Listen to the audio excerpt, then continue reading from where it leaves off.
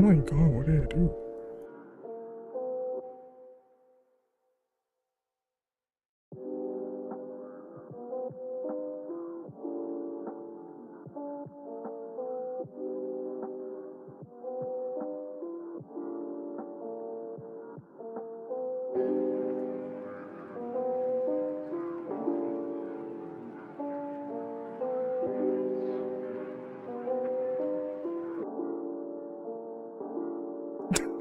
Sushi! I can't believe this. Me own sushi.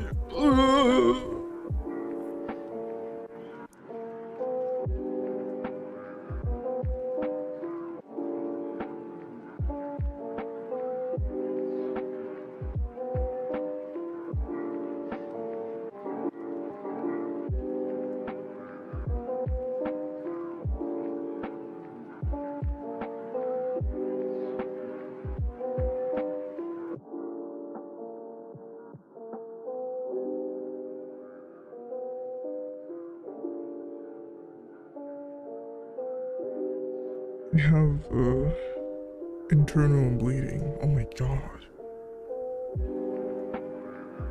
I don't know what the fuck is happening right now. Like, help! My hard drive is just fucking broken. I swear to god, oh my god.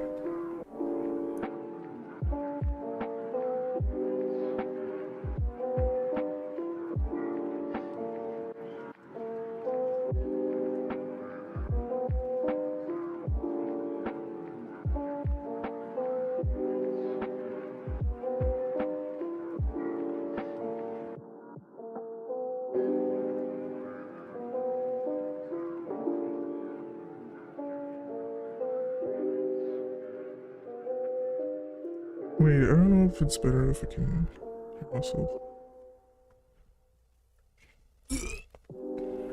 Hido? I don't know. Both feel so fucking naked.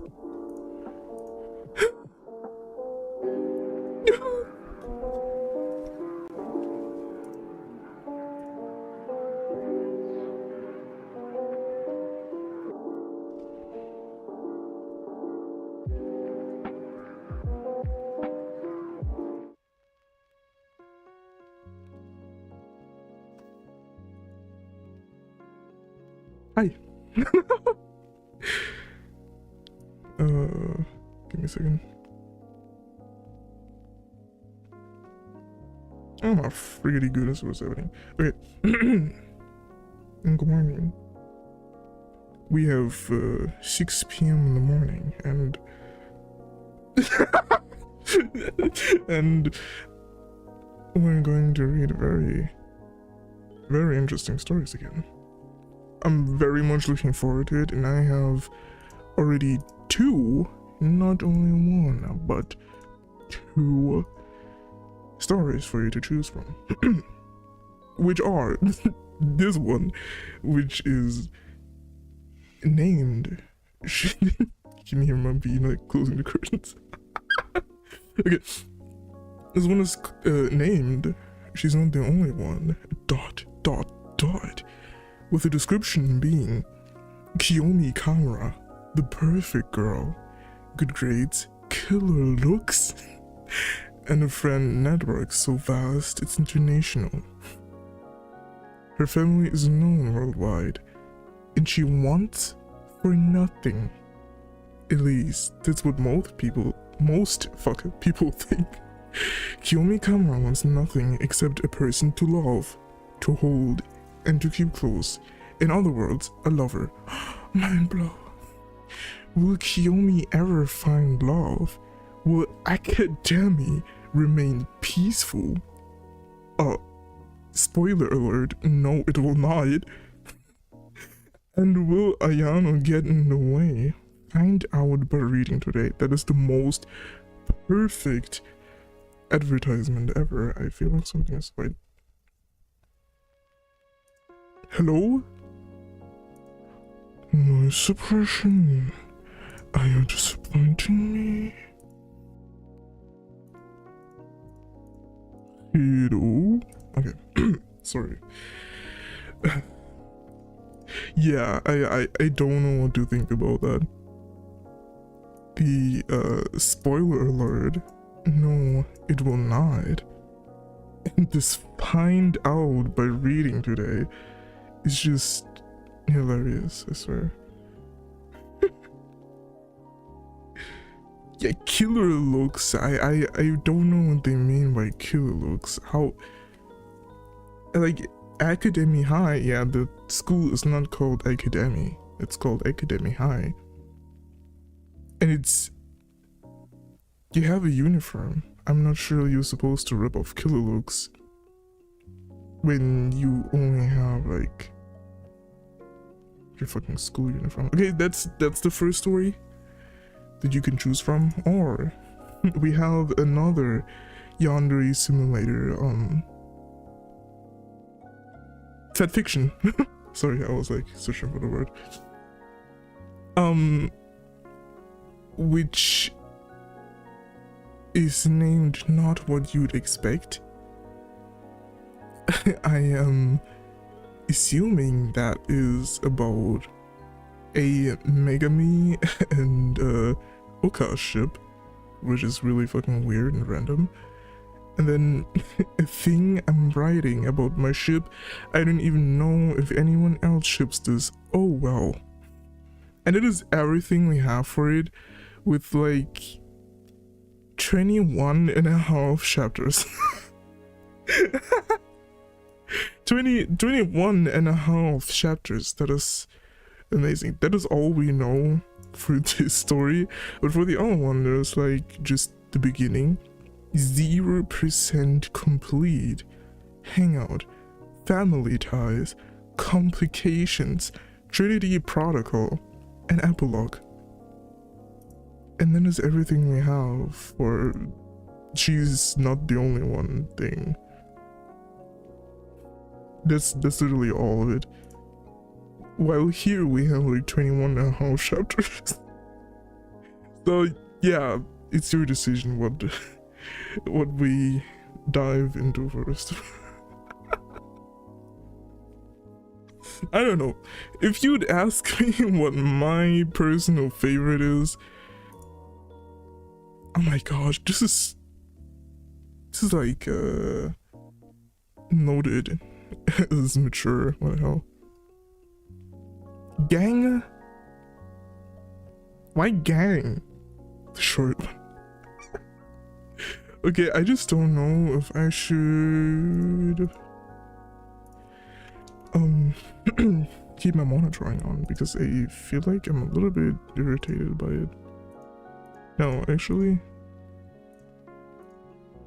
if I just keep it at a low volume, it's not that irritating. Okay. I just want to know if I have to repeat something or not, in case my my noise suppression is actually AI powered. So yeah.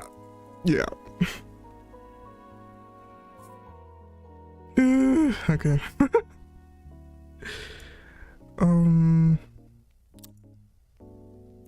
So we're going for the short one.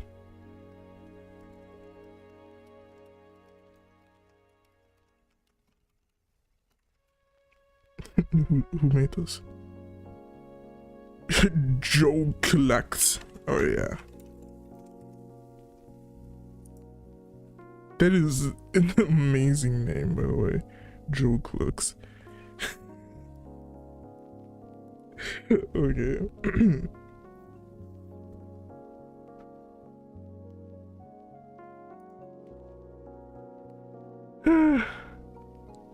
I'm like just mentally preparing for this. I'm so scared. 0% complete, by the way. I just wanted to mention that again. It's just okay. I'm so scared. The Beninging. Kiyomi Kamura, the perfect girl. She's smart, pretty, is good at talking to others, and has friends all over Japan and some parts of America. Okay. Today was the first day of her second year at a private school called Academy. Hi, not Academy. And I don't think it's a private school as well. I don't know. You could ask a narrative. I don't know about it, but I don't think it's a private school. I also don't think that it's just called Academy. I'm very sure it's called Academy High. Kiyomi enters the school, a confident air about her. Kiyomi enters the school, a confident air about her as she goes straight to her class. Looks of admiration and respect being thrown her way as she walks. She turns a corner and bumps into someone, the person they bumped into falling over. Kiyomi looks at the person and goes to offer them her hand when she feels her heart skip a beat. The person she knocked over has dark navy the person she knocked over has dark navy blue hair and light purple eyes, spiderweb patterned stockings, and fingerless gloves. What? Hello?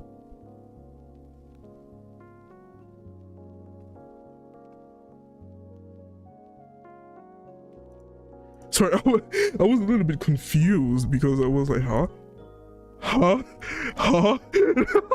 Sorry. Kiyomi quickly regains control over herself and helps the other girl up, who quickly apologizes with a stutter and speed walks away. Kiyomi watches her as he goes, before snapping out of her trance and resuming her walk to class. After she enters the classroom, Kiyomi sits down at her desk next to a strange girl named Ayano Aishi. Wow, strange girl. Kiyomi turns to Ayano. Hey, Ayano-chan. It takes a second, but Ayano responds. Hello, Kiyomi. I feel like something's really wrong. What the fuck? Soon after that, class starts. That is an amazing intro, I guess. Kiyomi's POV after afternoon classes. I leave the classroom and find myself walking towards classroom 3-2. Why? I don't quite know. I stand outside of the room and wait, soon seeing the girl from this morning walk out. That's not true. I let her walk for a bit, before following after her. I see her enter a dark occult-themed room. I linger outside the room, feeling oddly nervous. Why am I feeling like this? This is completely out of character for me.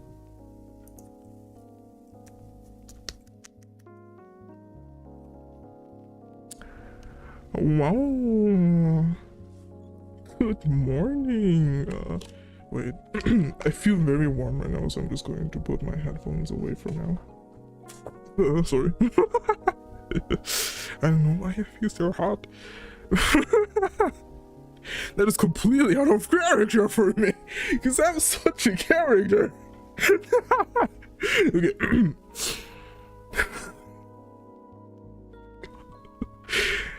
I try to step towards the door, but stop, feeling my body stop listening to my brain. Damn it, why can't I bring myself to enter that room? I let out a breath before walking away, slightly frustrated. I'll have Sora inform me about that girl later. I don't like this lack of control over myself I have discovered. I don't like this lack of control. Sorry. Later, unknown location. I walk up to a well-hidden door, slipping a ring with a lotus engraved. With a lotus engraved into a white gem on the top onto my finger as I approach it. What? I walk up to a well-hidden door, slipping a ring with a lotus engraved into a white gem on the top of onto my finger as I approach. What? Wait, what? Wait. I walk up to a well-hidden door, slipping a ring with a lotus engraved into a white gem on the top onto my finger. On the top onto my finger?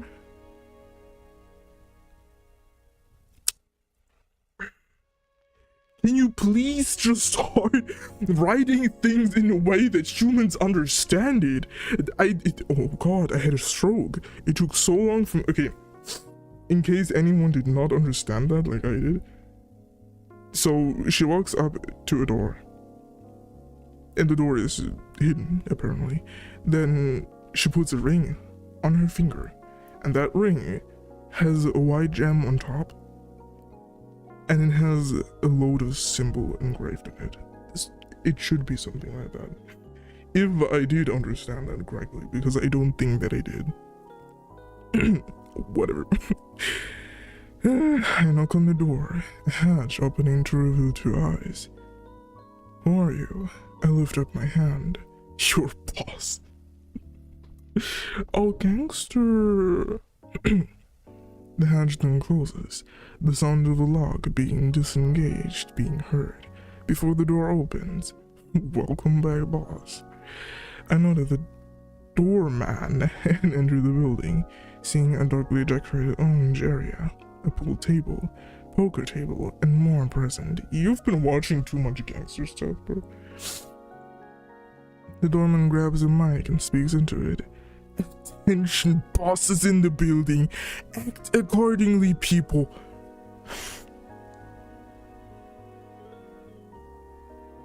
Oh,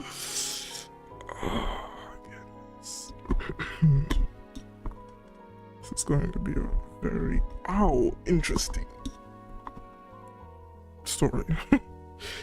Sorry, I had to sorry that was loud, but I had to adjust my microphone. I turn to the man. Thank you, Hiroshi.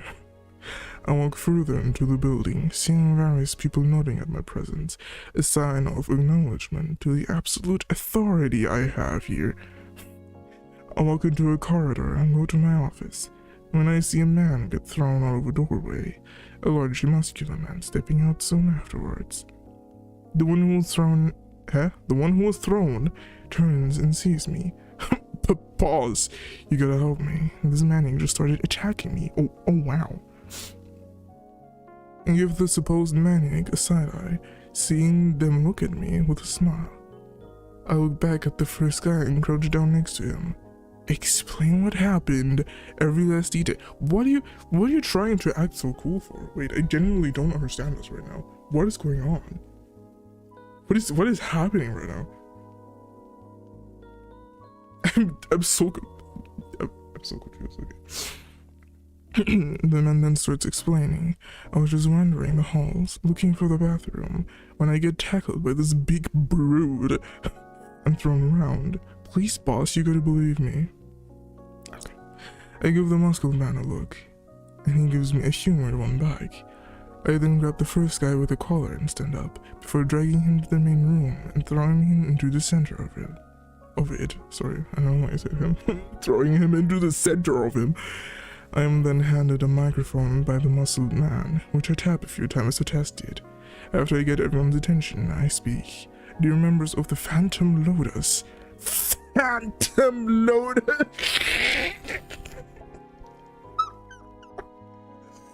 Wait.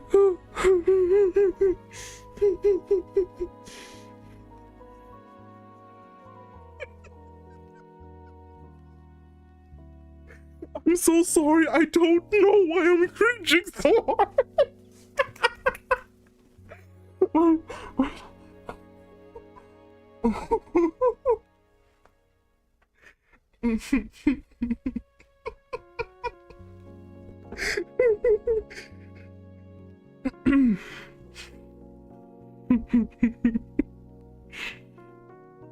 Wait. Give me a second.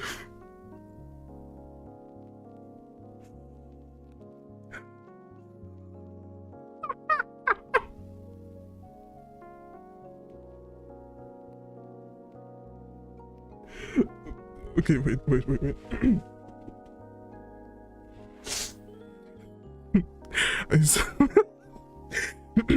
I speak. Dear members of the Phantom Lotus, today I present you one rat. I say while pointing at the guy I threw. One rat. Not true. Not true. I'm sorry. I hear a cacophony of boos and other sounds of discouragement, all of which were aimed at the rat. I then put my hand into my vest's inner pocket and pulled out a small pistol before aiming it at the rat's head. What do you work for? Tell me, and I might just forget this all happened. The rat tries to start out and answer but fails. I then aim under his crotch and fire, hitting the floorboards and scanning the hell out of him. You know that you're damaging property right now, right? I don't care if this is your property, you still have to pay for it to fix it, because this is your property. Tell me, now. The man then breaks. Ryota Takeda? Takeda? What? You're watching too much anime. There, I told you. Can I go now, okay, boy? I think to myself, for about a second. No. I pulled the trigger on his head. A splatter of blood hitting the floor. So I'm getting on my clothes. I just had this washed.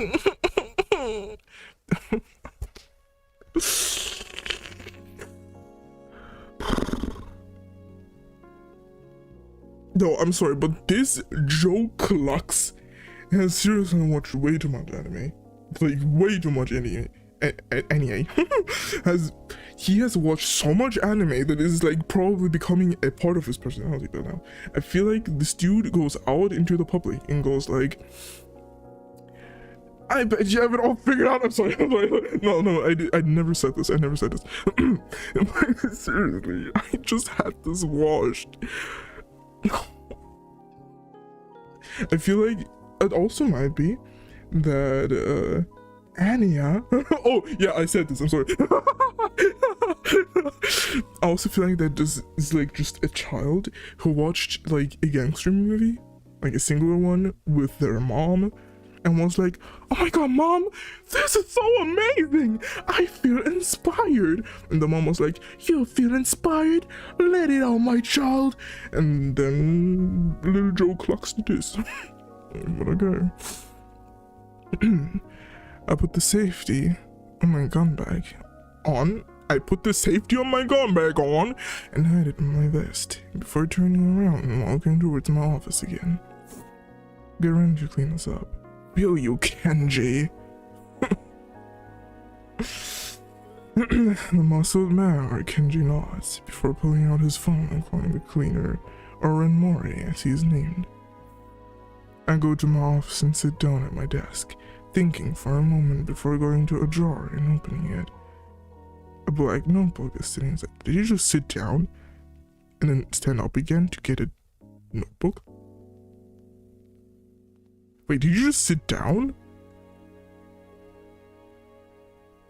And then, oops, and then stand up again to get a black notebook? Okay. I grabbed the notebook and laid it on my desk before opening it and writing Ryota's name on it. And what's the name of his gang?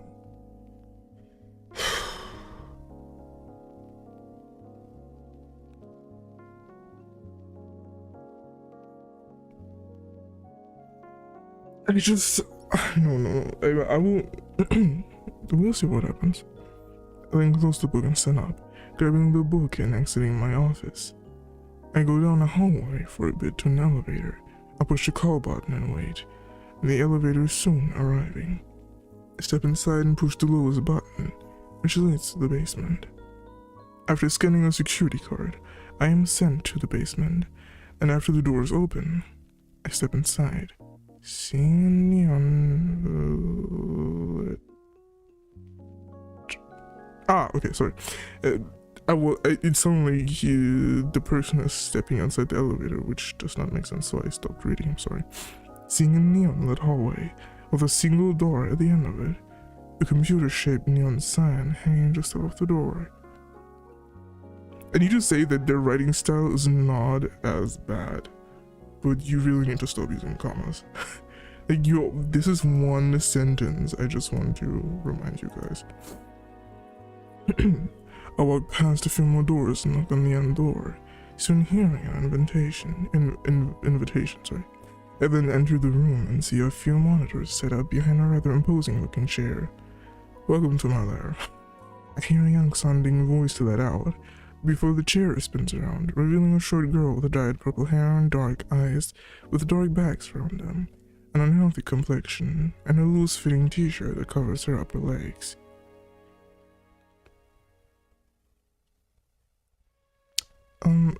She has her hands positioned in a villainous pose. What do you require? And then hand her the black notebook and information on Ryota Takeda and his gang.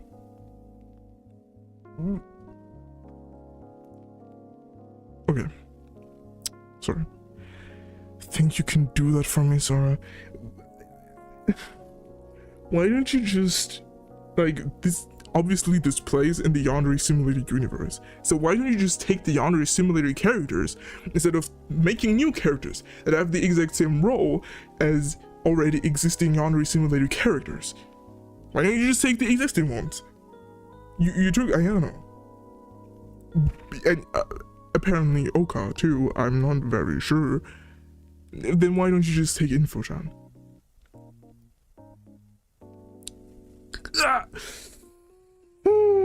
Okay. Sora smiled. Yes, I can, boss. I just need a few days, and I can get that info for you. She then squints at me. You seem off, boss. Something bothering you. It's just that if there's another hacker in town that kind of gets to every information like Info-chan, it doesn't make Info-chan special anymore. Which is pretty stupid. I sigh. I had a strange feeling at school today after I bumped into a girl. I can't quite describe the feeling I felt. Oh, the feeling I felt. Warm. A warmness I haven't felt before in my life. Not even when I'm around my parents. When I followed her to try and talk to her, I felt my body refuse to obey me. Like there was an invisible barrier blocking me. Deadlock, sorry. Sora looks at me while chewing on some Pocky.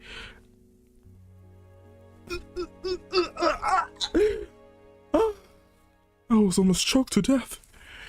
Sounds a lot like nervous love.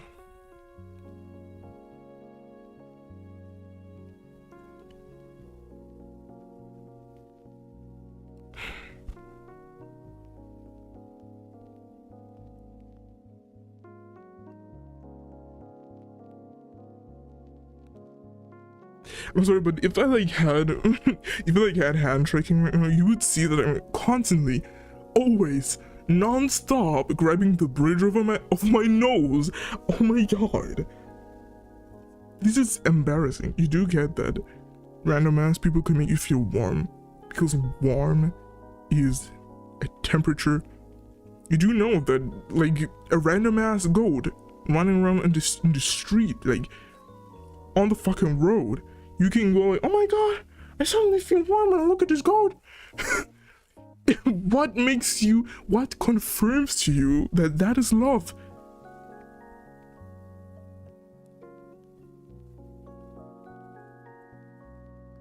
And if you like told me in like this context that you felt your body refusing to obey you, like there was an invisible barrier blocking you, then I would have thought immediately that there was something wrong, especially if she would have mentioned the information or the detail that Oka went into the occult club, because it does sound a little bit supernatural to me the way she said it.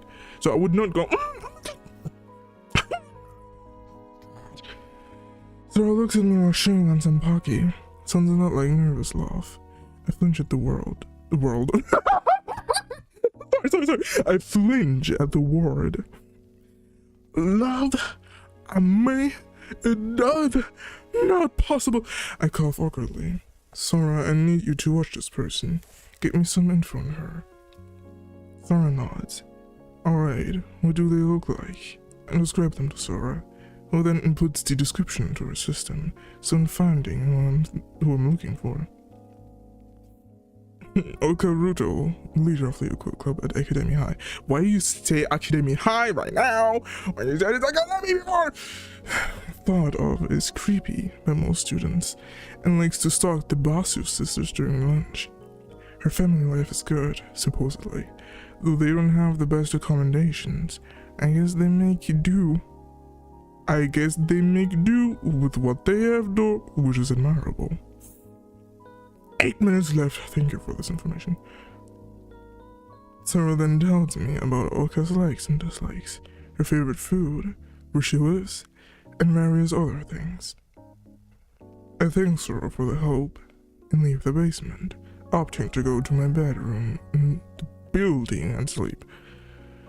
Why do you fucking sleep in that weird ass gangster building, bro?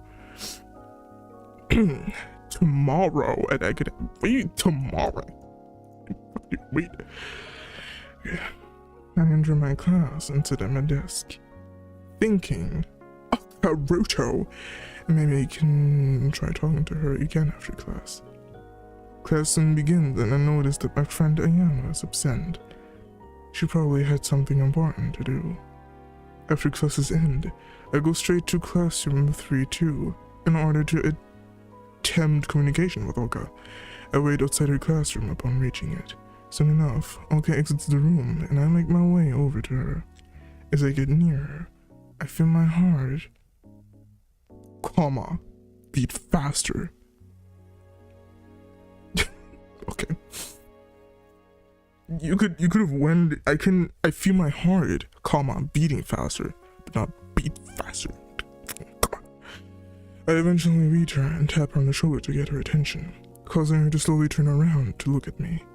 She's so cute. Her shy demeanor and social awkwardness. How sweet. I smile at her, deciding to try my usual tactic to get on people's good side. What? And what's your name? I'm Kiyomi Kamura. You could have said I'm Kiyomi Kamura, and what's your name? Uka looks at me for a second, before looking away out of fear of annoying me.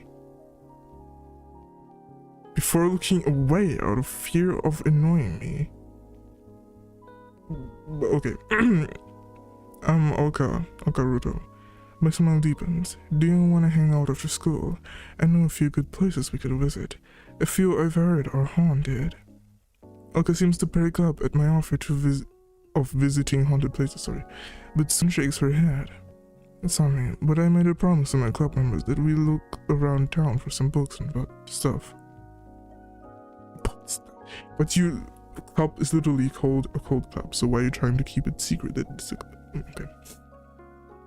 I nod, silently shocked she declined my offer.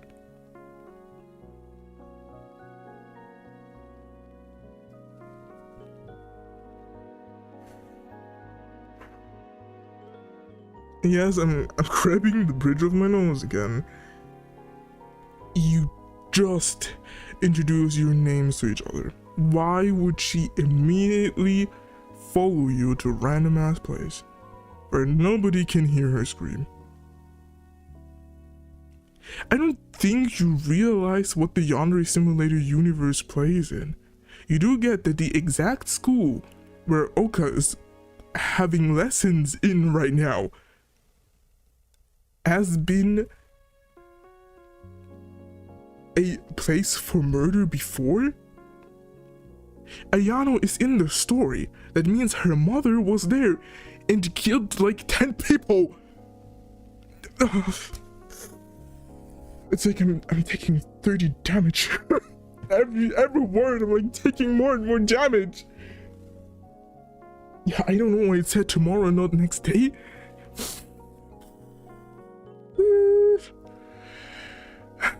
Good morning. Okay. Shy, socially awkward, but loyal to her friends. I like that. I say goodbye to her after that and make my way to a secluded area. Once I'm sure I'm alone, I pull out a flip phone and dial a specific number. The person I'm calling immediately picks up. Sup, boss? I hear Sora saying on the other end, followed by the crunch of chips in her mouth. I look around to make sure no one is listening before talking. I need you to send some people to watch Oka. She's piqued my interest, and it will be a shame if she died or went missing before I could get to know her more.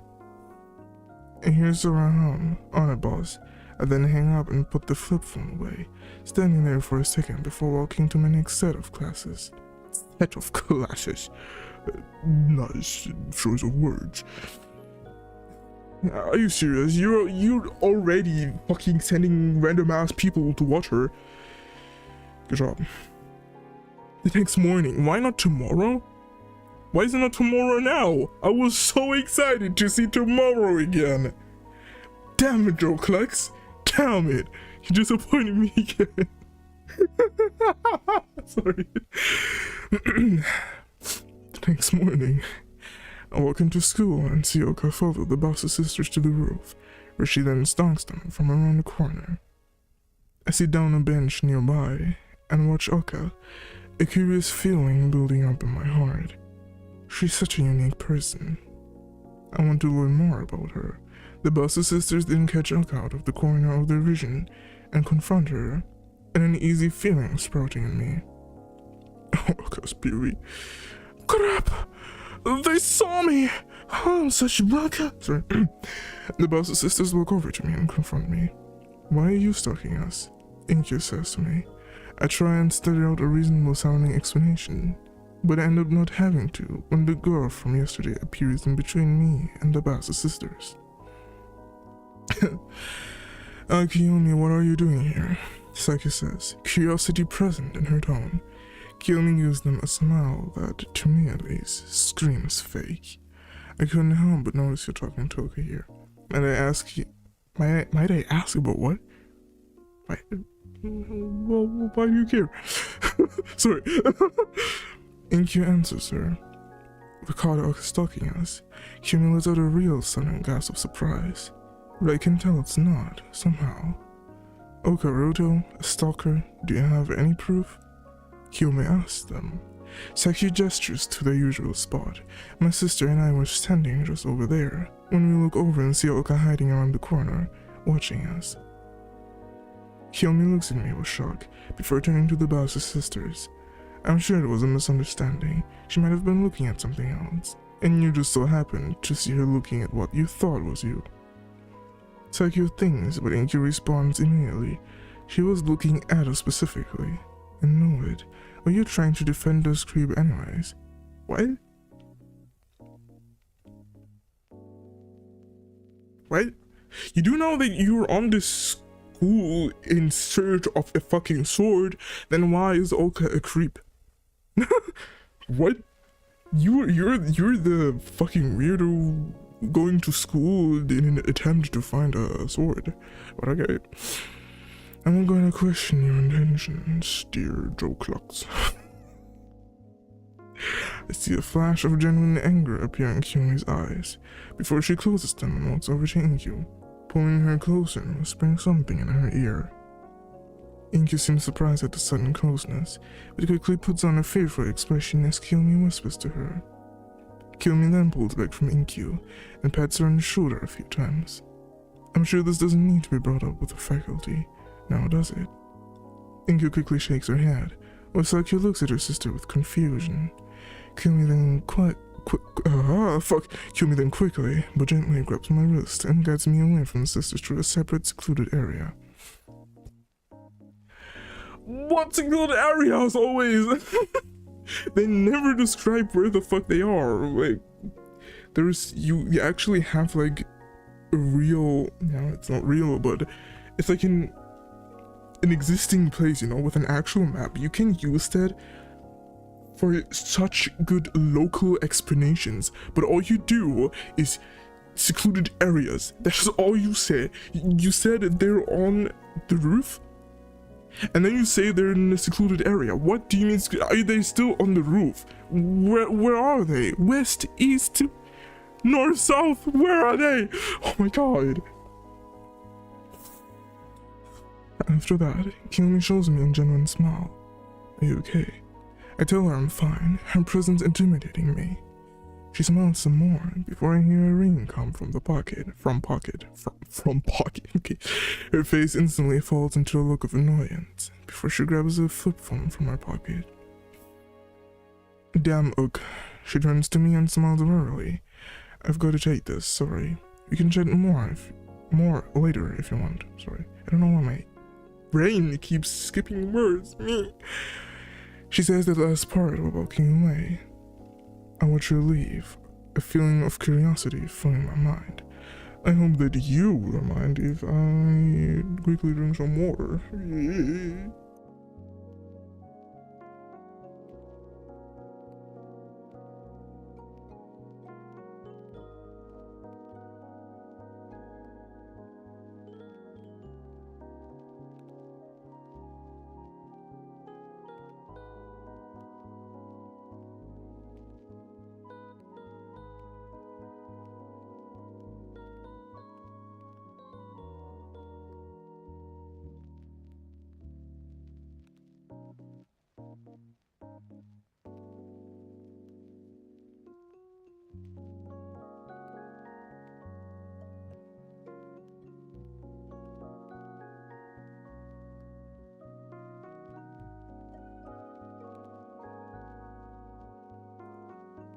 I have no idea what is happening, bro. Alright. We will act like this is normal and this is okay. The next day, why not tomorrow? The next day after school, as I am walking home, I get pulled into a dark alleyway. Soon see who grabbed me. The culprits being the Bassett sisters. I stand up slowly and tense up. You never said you fell. What do you want? I ask them. Saki looks at me with an unhappy look and steps towards me. Why do you keep stalking us? I feel myself freeze. I can't just tell them I suspect them of being inhuman. They'll either laugh or kill me if my suspicions turn out to be right. I don't notice Inkyu walk up to me, and only notice her when she slaps me. Answer her. Oh yes, violence. My favorite. I try to give an answer, but end up just stuttering. Inkyu goes to slap me again, but stops when she hears a voice behind her and her sister. I would recommend you stop that. Oh, how unexpected. Whew.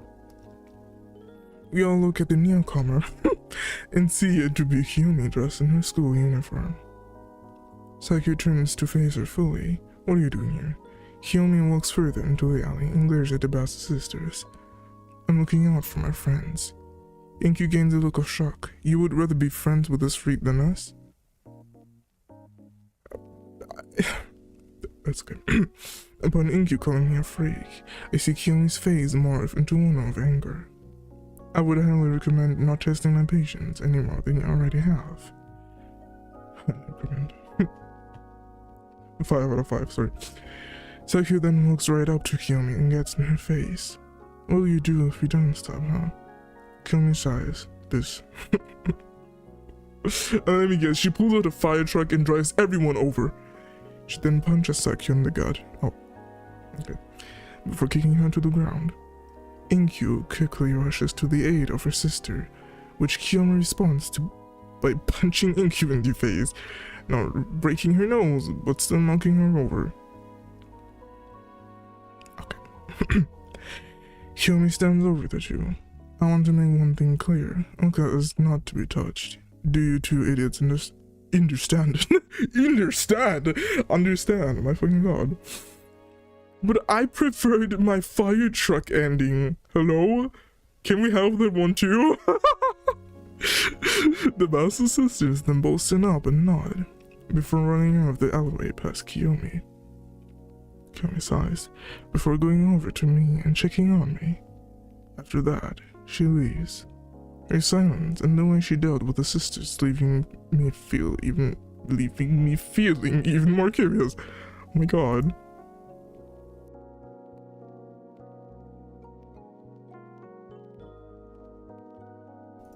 Sorry, I had to yawn. Kiyomi's POV. I walk into the courtyard of my family's estate, my mind running rampant. Those two, they need to be dealt with. I walk into the entrance hall and see the head butler doing his duties. I don't know why, but I keep reading Beat Hutler and briefly greet him as I walk by. Before going into my room to grab something, I enter my room and go straight to my closet, getting dressed in my usual getup, which consists of a white dress shirt with black dress pants, a black vest suit over the shirt, a hidden pocket on the inside of the vest. Friggin'. I don't think you guys realize that pockets in vests are not meant for guns. I think you would be better off with an actual, what are they called again? Holster? I don't know, like the things that are meant to hold guns. After that, I go to my bed and look under it, pulling out a metal lock box out from under it. Pulling out a metal lock box out from under it.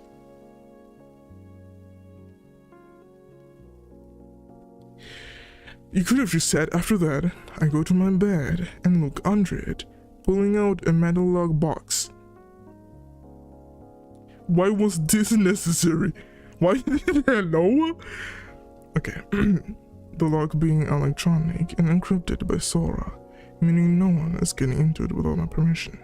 I open the box and see various rings, a few red ones, a lot of green ones, a few blue ones, and one without a gem. The thing these rings all have in common is a lotus engraved on their gem.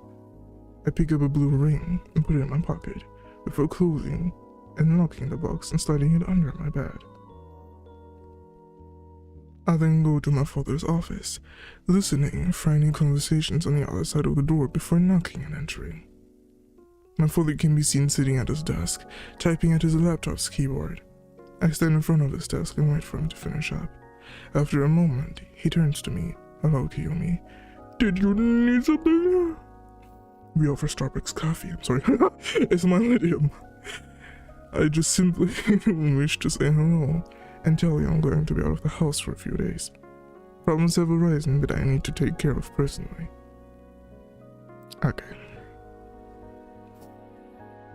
My father nods, understanding perfectly what I'm talking about. Don't forget to talk to your mother. I'm sure she will love to see you. A nod before turning around and exiting his office. I then go to the other side of the house to mother's office. I'm not sure why I said the mother. The mother. I step inside and see her at her desk, her face planted on her keyboard. Brother? Planted. Soft snores coming from her. Oh my god, she's dead. I sigh and make my way over, looking around her office, seeing a set of blades behind her desk.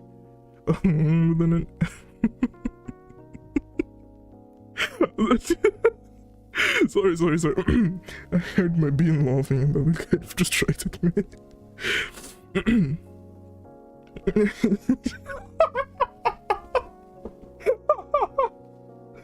She is dead. Her head is on the fucking keyboard. What do you expect they should say? Oh my god.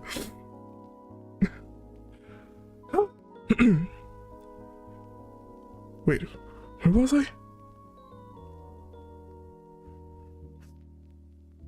I sigh and make my way over, looking around her office, seeing a set of blades behind her desk, along with an antique set of samurai armor and murals depicting Japanese dragons. I think to myself in amusement, mother sure does love her decorations, compared to father at least. I wake my mother up, seeing her slowly raise her head, bags under her eyes. Oh, I took my Starbucks coffee. I'm sorry. She immediately breaks up upon seeing me. Oh, hello, Kiyomi. How are you? I tell her what I told father, and she begins sulking. You're saying I won't be able to see you for a few days. First the problem with moles, and now this. Ugh.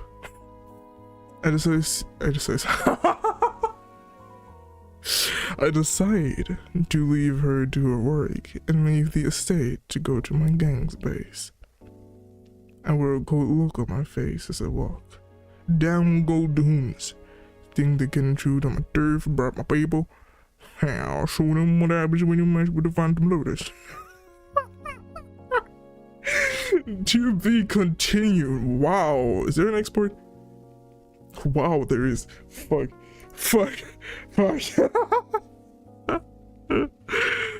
Okay. Anyone want to share opinions about the first chapter? Anyone? I'm to say the least, speechless.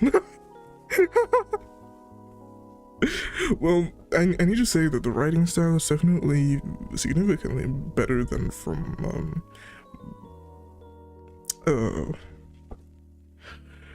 what was the name again? You know, the FNAF story we read where there was like this animatronic snake cowboy Australian dude. Yeah. It is significantly better than that one, but overall, yeah, it's way too much anime and character AI, definitely. Like, I get that most of the terms that character AI uses in narration is obviously just the terms that real humans would use a lot in narration and real stories, because AI is taking that information from real humans, of course. But it's still, like, the way that character AI always repeatedly uses those terms is very unique. So, like, or the usage of those words, it's a bit weird. It's a bit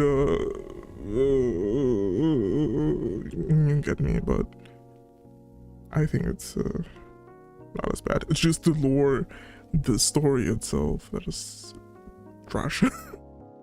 Barely makes any sense. It's always a little bit too no, it's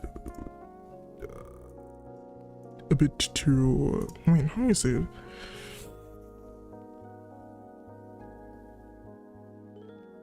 It's too much around the main character. It's too unrealistic. I don't know.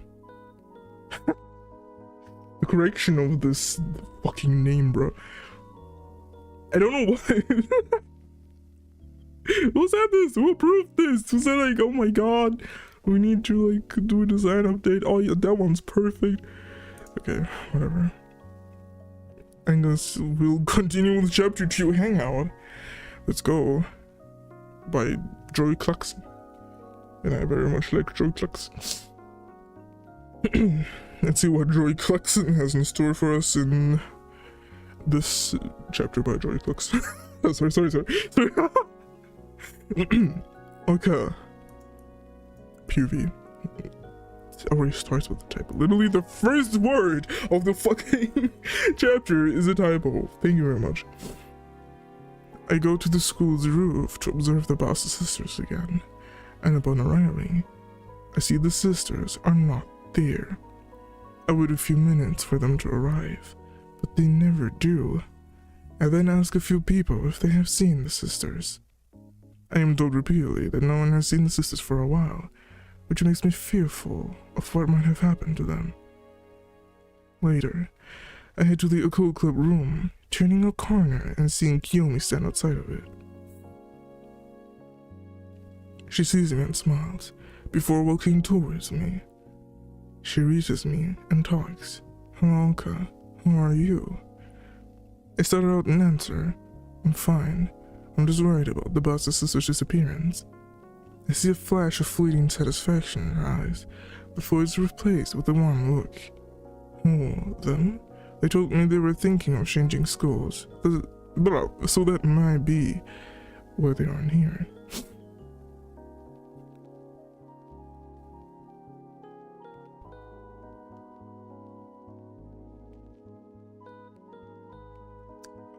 Sorry.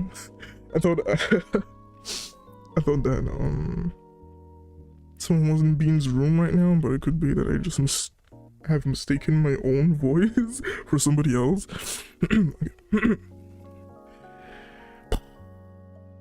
I feel my fear slowly disappear upon hearing that. Oh well, good for them, I suppose. Kiyomi smiled. Hey, do you want to hang out after school? My offer from a few days ago still stands. I feel my body relax slightly after sensing her genuineness. I think for a second, looking for a reason I should say no. After failing to find one, I give up. Okay, I don't have anything to do after school, so sure.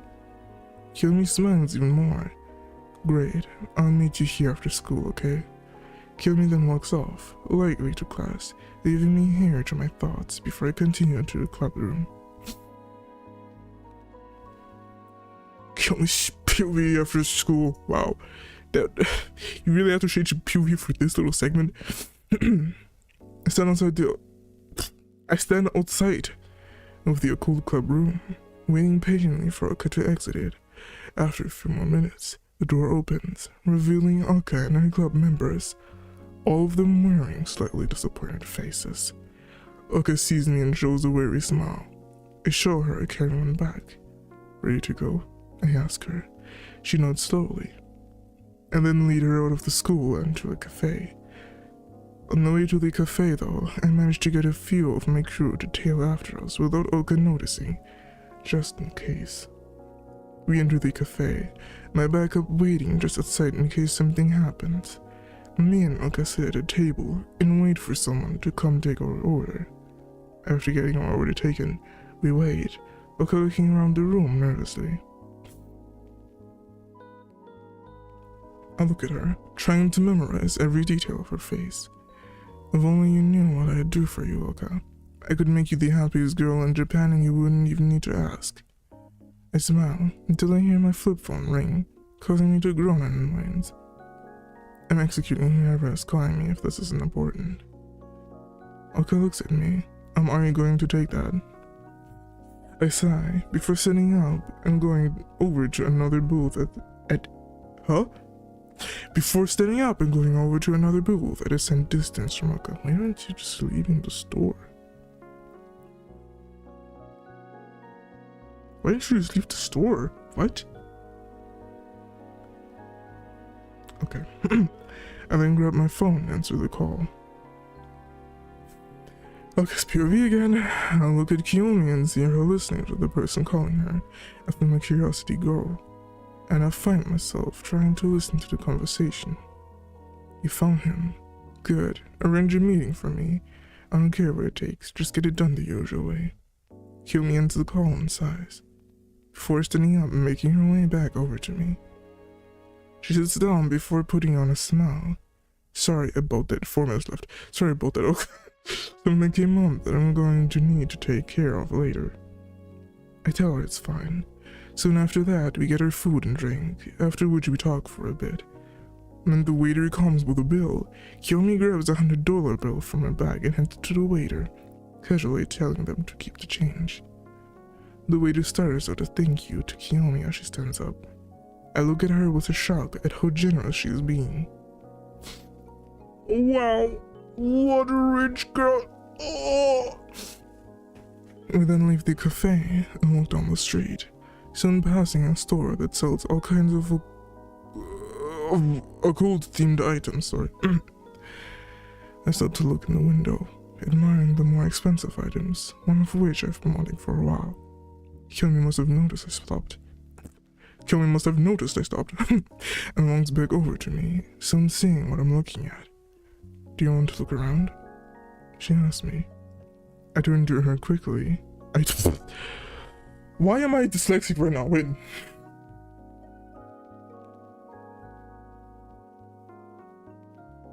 Okay. I turn to her and quickly shake my head. No, it's fine. Kiyomi offers me a knowing smile before we continue on. After a few hours of casual It's not stopping, I'm dyslexic. After a few hours of casual interaction with Kiyomi, it starts getting dark. Kiyomi notices this and asks me if she can walk me home, to which I accept due to feeling safer with her around. Gay, and then begin to walk home with Kiyomi trailing a bit behind me. After we reach my house, Kiyomi gets another phone call, which causes her to scold Dammit. She then quickly says goodbye to me before running down the street away from my house. I quickly say goodbye back, before she gets too far away. Kiyomi's POV again. I quickly reach my destination, an old warehouse in the middle of the industrial street. I quickly and quietly slip inside, soon seeing a group of people, all wearing green gemmed rings, with lotuses engraved onto the gems, only one wearing a red ring. Didn't they want to go to haunted places? Yeah, right? But apparently a cafe where you can go to another booth to take a phone call, this is very haunted. She's so perfect. When did you say that? Why did I not see that? She's so perfect. Sorry. The one wearing the red ring is one of my most trusted associates, Sayaka Majin. How many new characters do you have to introduce? Who has an excited grin on her face. She looks at her assortment of tools. I quickly grab my own lotus ring, mine being a white color. I slip it onto my left pointer finger, as I approach the group. One person sees me and looks at my ring, before letting me get closer to Sayaka. Sayaka then turns to me and smiles even more, while clasping her hands together. Boss, you're finally here. What took so long? I just tell her that I was hanging out with some friends, and she runs back to her tools. How should we start, boss? Waterboard them, pull out some teeth, or how about we remove their fingernails? Is that why it's tagged as mature? If it gets a bit gory, I might like the story. Sorry. I look at her and see her panting heavily at the thought of hurting the person we captured. I question them first, see if they're willing to cooperate. Sayaka quickly calms herself down. Of course, we can't just punish them for nothing. They need to give us a reason to play with them. And then walk over to the person my crew caught earlier today, seeing them with a blindfold, earmuffs, duct tape over their mouth, and their hands and feet bound to the chair they're sitting on. I see some dampness on the blindfold, indicating that they were crying recently. What are earmuffs? Let me Google. I just quickly want to see what earmuffs are. Why are they wearing earmuffs? I was not sure if that's actually... Why are they wearing earmuffs? Why would you put earmuffs in them? What? Why are earplugs or something? Are you just putting... Wait, Google earmuffs yourself and see what they put on his fucking head. What the fuck? I take the earmuffs and the duct tape off of them. We'll leave the blindfold. I'm sure you know why you're here. I asked them. Please, I didn't know. All I was given was a name and a face and told to get info. I didn't know they were protected by the Phantom Lotus. They crowd pitifully. They aren't. At least not yet, they aren't. What? They aren't? At least not yet, they are. Okay. I say honestly, causing the captured man to cover even more. I'm sorry, I can't give you the location of the person who ordered me to stalk the girl. Just don't hurt me. They blurt out in a panic. I begin to circle around them because I'm super fucking cool and all fun stuff. You were going to do more than stalk that girl around you. You were going to kidnap her and do things. What things I don't even want to think about. And then stop circling the man when I reach Sayaka, who was holding a scalpel. She hands me the scalpel with a smile, where I then walk over to the man and press the blade against the man's leg, earning a flinch from him. Tell me everything you know, and I might let you off with only a few cuts and bruises. The man then seems to grow a backbone. Fuck you.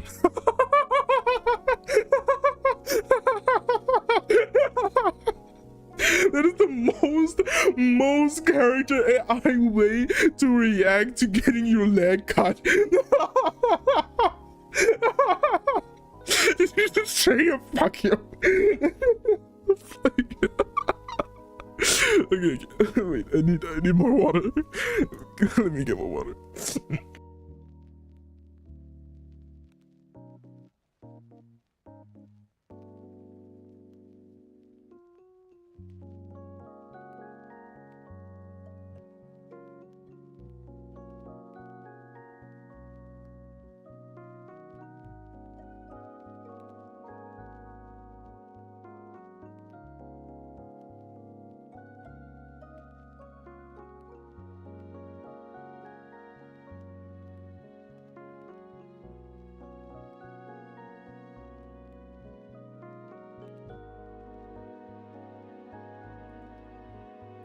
Yeah, okay, fuck you.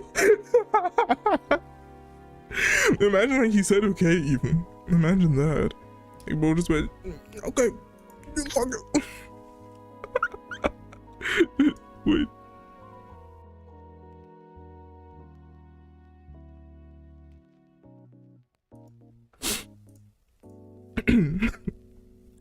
The man then seems to grow a backbone.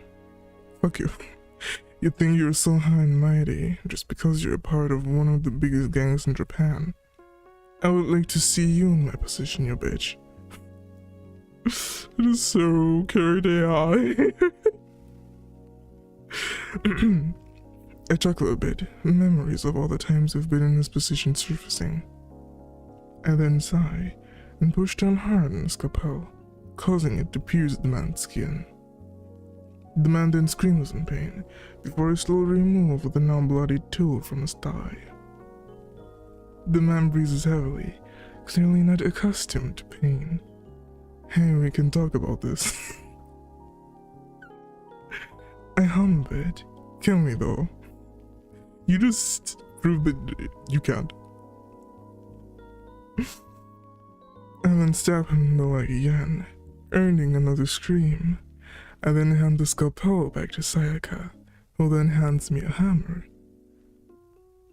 I put the hammer up against the man's neck, sliding its cold metal across his skin, letting him take a guess as to what I'm about to hit him with, and then raise the hammer to his elbow. We can talk about this, Blanca, he cries out. I ignore him and slam the hammer into his elbow, hearing a satisfying crack, followed by the pained screams of the man. This goes on until I grab a bone saw from the table and press it against the man's leg. I've only been hurting you in ways that can be fixed, but if you don't tell me what I want to know right now, I'm gonna start taking limbs. I swear, the story is taking an exciting turn. Oh my god. This is so CSI. I know that you wanted to say character AI, but that did not go well. This is so CSI, guys. You think you have it all figured out, part bread? Oh my god. Hey, I swear, like, is it actually like this? I'm not sure what I would do if I was in a situation like this, honestly. If I was like being captured and tortured, I don't know. I think in a situation like this, I would not try to survive, by the way. I just want to have it clear. I would not recommend just killing yourself in that situation. But in my situation, I would not try to survive. So it actually depends on the person that has kidnapped me, how they react to this behavior. Because if so, then maybe if I act like an asshole, then I'm gonna die quicker. But just maybe. So I wouldn't know what to do in a situation like this. I also wouldn't know how I would react generally in a situation like this. I don't know how I react in panic situations. I think I just freeze. But I can't just fucking freeze for days, bro. It's cop serious. It's very CSI. Yeah. By this point, I have donned attire to keep myself clean of any blood that may hit me as a result of my actions. I heard the man cry, his sobs not affecting me, and then pressed down hard on his legs with a saw. Prompting him to respond. His name is Jin Akigawa. He lives at Morse code, and he's relatively defenseless. Please no more. I pull the bone saw away from the man's leg. No. But it's all cut, bruised, and bloodied, as is the rest of him. I then hand the bone saw to Sayaka, who puts it in her duffel bag after cleaning and covering the blade. She then begins to pack her tools, soon picking up a few duffel bags with the help of the other members after she finishes. She turns to me. I hope you got what you needed. I'll be at my house if you need my help again, she says before leaving. I then look at the broken form of the man who thought he could get away with his actions. I then reach into my vest and pull out my gun before walking over to the man and yanking off his blindfold. He looks at me and chuckles a bit. Of course it was you. I then raise my gun and aim it at his forehead. Any last words or anything else I should know? The man hangs his head, his spirit and body completely broken. I pull the trigger, ending his suffering, and a potential threat to my dear Oka. To be continued. I need to say, wow, to be honest. Wait. Okay, this is another part. I'm not sure if, like, the parts were, like, just notes of the story, because epilogue does not sound like it's part of the story, if you know what I mean. Yeah, wow. I mean, it's a bit sad that the torture part ended so soon, honestly. I don't think it's realistic that a person would give in this quickly when being tortured.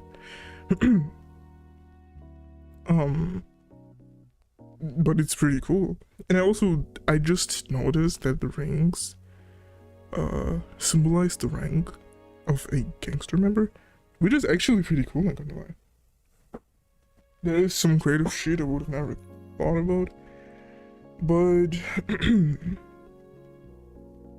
I don't know if that is original or like taken from an anime or something. Because your boy doesn't want anime, so you can easily trick this guy into thinking you made anime ideas. Okay. Yeah, but why didn't Oka even mention anything in relation to that, what was her name again? Kiyomi? No.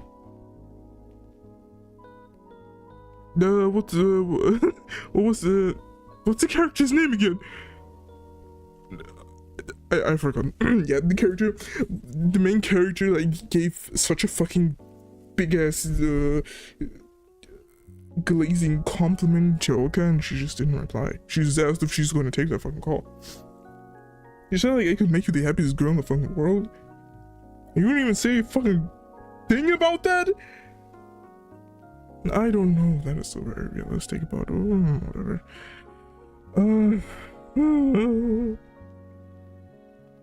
Yeah, you noticed too, right? Why didn't you say anything about that?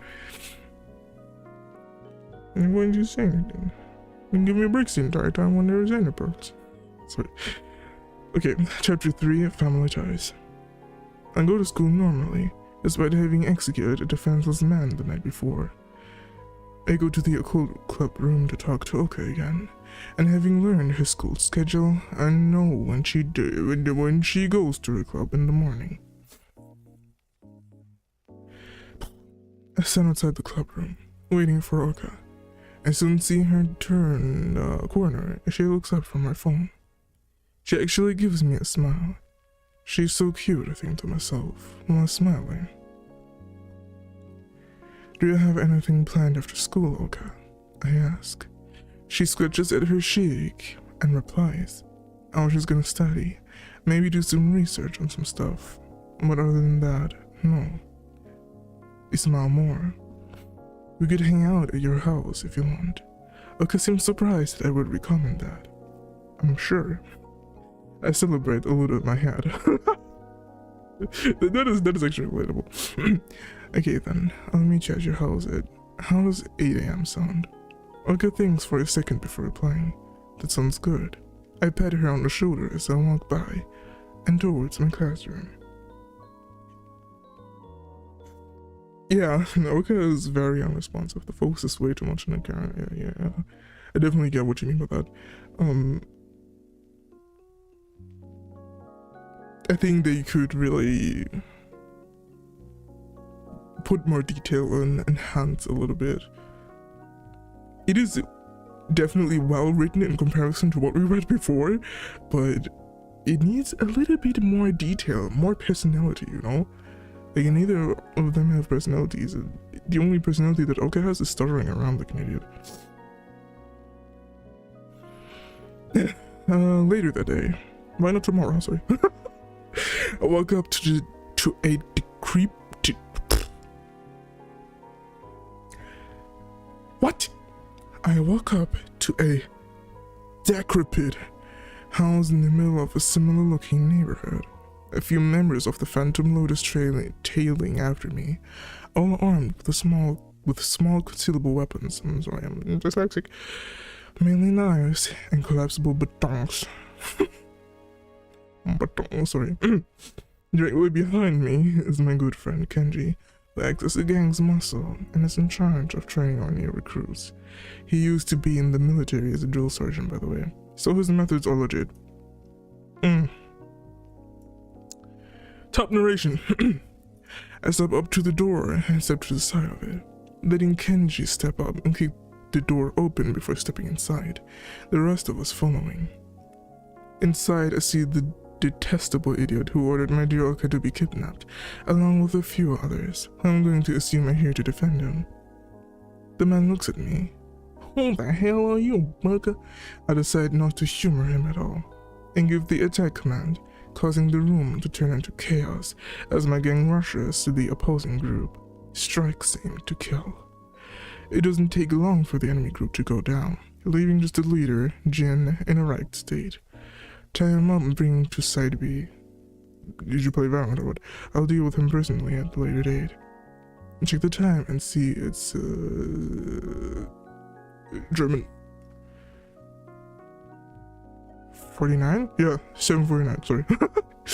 I have somewhere to be in the meantime. And then leave the house and let my crew take care of the cleanup. Ren already on his way to assist, as his job requires him. What?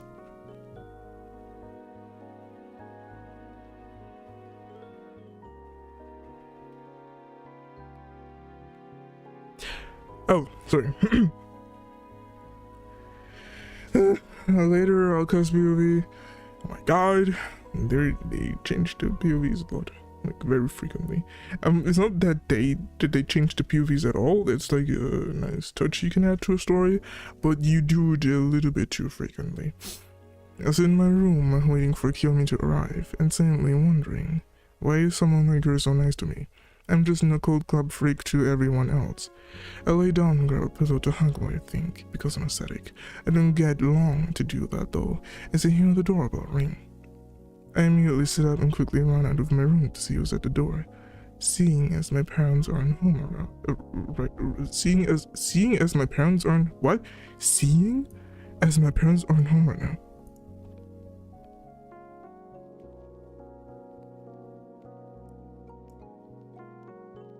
I want to share this on Facebook. Sorry. I open the door and see Kiyomi in a black vest and dress pants, a white dress shirt under her vest. She always wears the same shit. And a pair of sunglasses hooked into the vest's chest pocket. Kiyomi smiled 4 minutes left. Hello Oka, may I come in? And then step out of her way and let her inside, seeing her look around the room with a gaze that I can only describe as analytic. After a few seconds, she turns to me. So, Oka, what do you want to do? I think for a second. I was thinking of doing some research online about the cult stuff, but you arrived before I could do anything. What? Kiyomi smiles. That sounds nice, let's do that. You then go to my room. Kiyomi begins looking around with an inquisitive look, as if assessing something. After a moment, she steps into the room and turns towards me. So where should I sit? I reply by saying that she can sit on my bed with me, which she seems happy about. She sits down on the edge of my bed, while I grab my laptop from my desk before bringing it to my bed. What? What did you say? Why isn't she wondering where she knows her address from?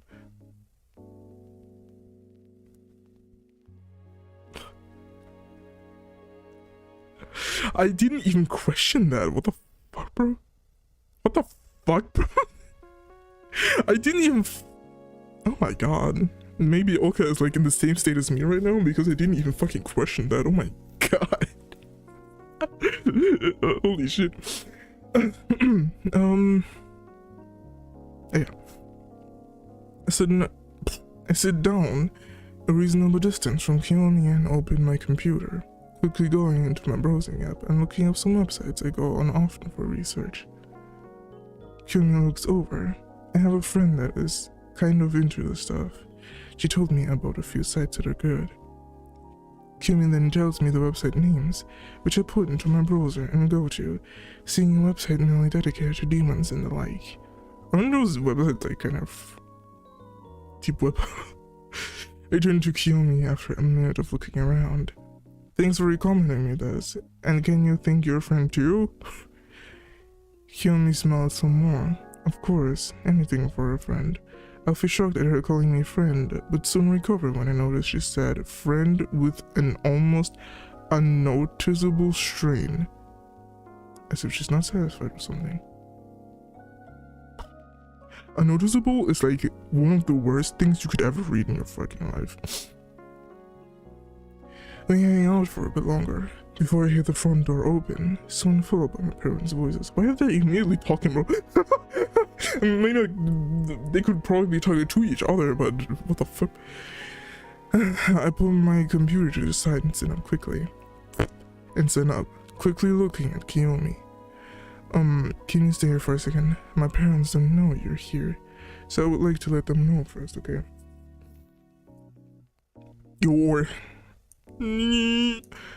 Kiyomi gives me an understanding look before she nods her head. I then exit my room and go to the living room to talk with my parents. Kiyomi's baby again. I sit in Oka's room, patiently waiting for her to give the okay. I need to get in the good graces of Oka's parents. I'll need their approval before I can make any moves on her, so this is a good opportunity. What? Why is here a comma?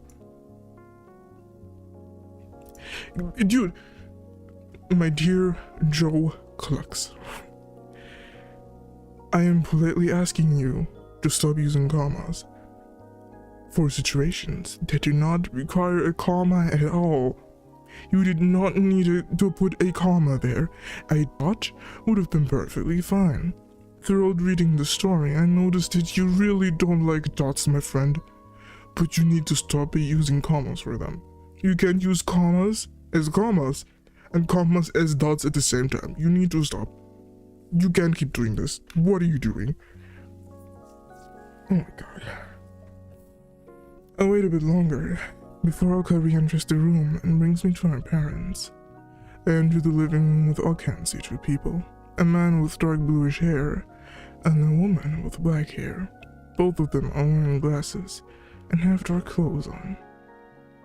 The man, whom I'm going to assume is Oka's father, looks at me with a wary look, while the woman, who I'm also going to assume is Oka's mother, looks at me with a smile, though I can tell it's fake. This is Kiyomi, my friend. I feel a part of me scream internally upon hearing her call me her friend. I don't want to be a friend. I want to be something more. I want to be the most important person in your life, other than yourself or your parents. But What? No, it's good. I bow my head to show respect to the two adults. No, as Oka has said, my name is Kiyomi Kamura. Your daughter is a wonderful girl. I'm lucky to have met her. The father seems to realize something. Kamura, as in Kamura Manufacturing, I feign interest in him recognizing. My mother's company, yes.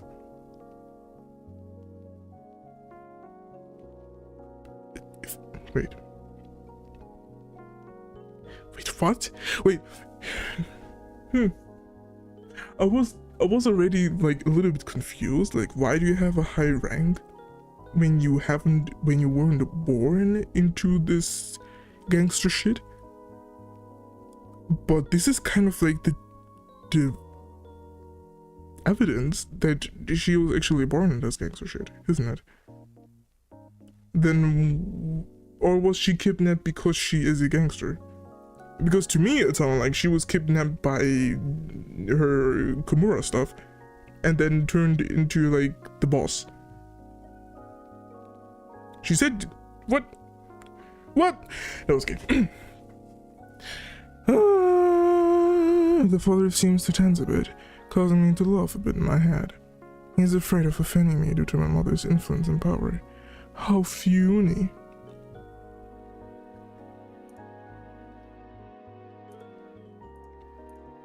The mother gives me a look that I recognize immediately. Kiyomi, was it? I would like to speak with you one-on-one. Oh, she gonna beat your ass? I keep my smile on, but I feel slightly intimidated by her. Alright. I follow Oka's mother to a separate part of the house, let me guess, a secluded area, where she stops in the hallway, her back towards me. Oh, epic. I stop a few feet from her, feeling similar to that of a pre-fight prep bully in me. Oka's mother turns her head towards me. I thought her back was turned to you. Is she an old? I'm sure you're confused as to why I've brought you to this hallway, away from Oka and Hisashi. Wait. This is where the refresh starts. This is where the refresh starts. Little Joe Clucks the earlier day before he wrote this has watched some anime. And I was like, oh my god, mama, I'm inspired. And the mama was like, oh my god, really? Go on and write some books. And Joey Clucks did a good job, aside from always using commas as dots. Good job, Joey Clucks. You are a good boy. No! My microphone's drooping.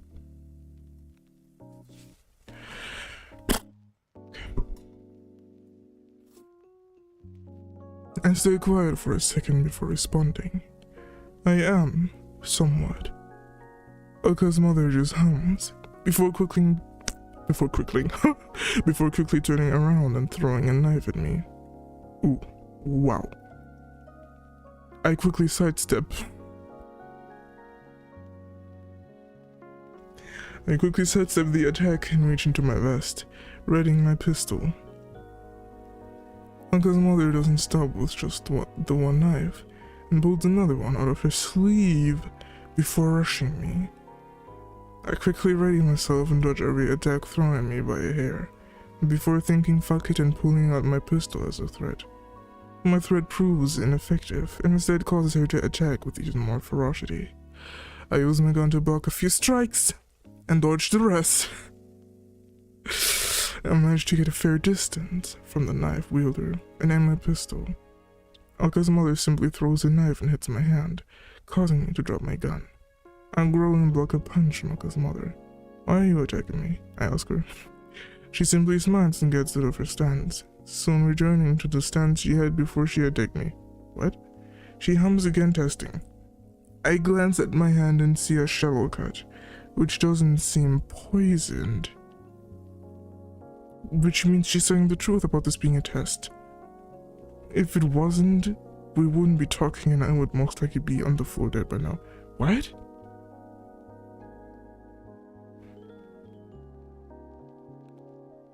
Why would you... How is your wound not being, quote, poisoned? evidence that this is just a test. And test what? What is going on? What?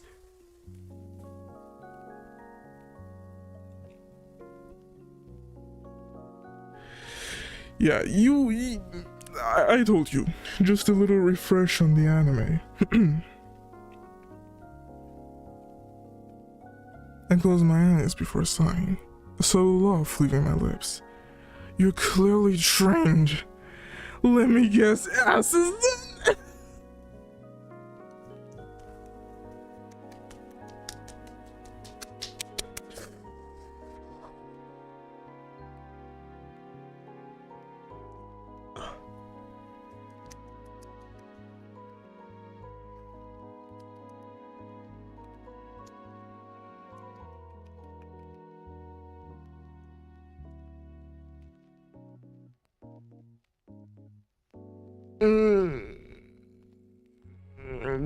Good morning.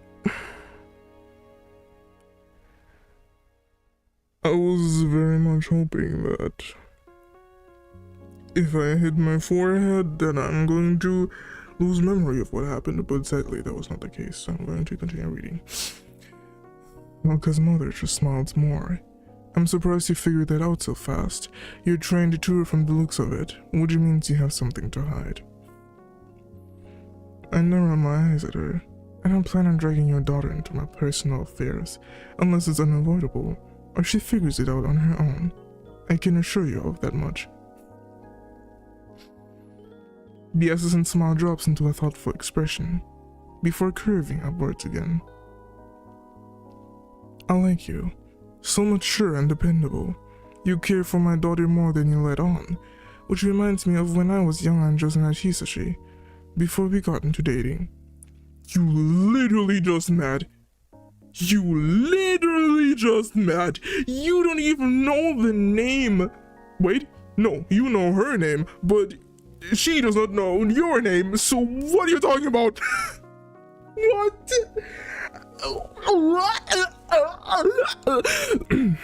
She smiles a bit more. I won't bore you with the details, but your eyes remind me of my own from back then.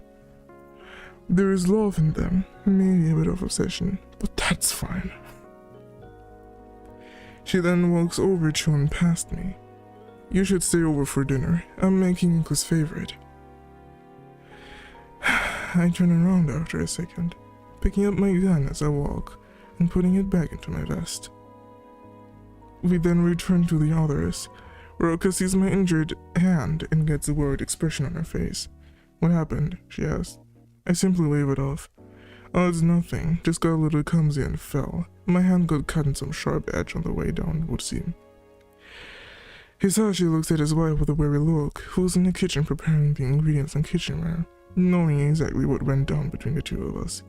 After dinner, Alka and I hang out for a bit longer, before we get a message from Sora, saying that the rat is in the cage, which is code word for Ryota is within our grasp.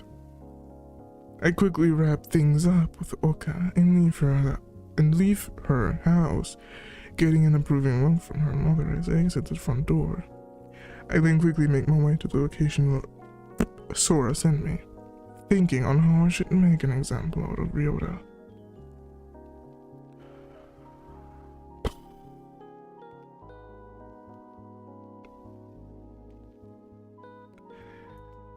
My brain is fried, my sweet vampire people. And why did it only last for her until they dated? Did she stop caring? I have no idea. Why did this even happen? What happened? You do know that when your daughter has a friend of the same gender, or yeah, actually gender has nothing to do with it. If your daughter has a friend, you don't immediately go and test if that person is capable of dating your daughter. Friend is friend. She says friend is friend. Leave her the fuck alone. What the fuck, bro? Like, how would she know that Kiyomi wanted more than just friends? That's so fucking stupid, bro.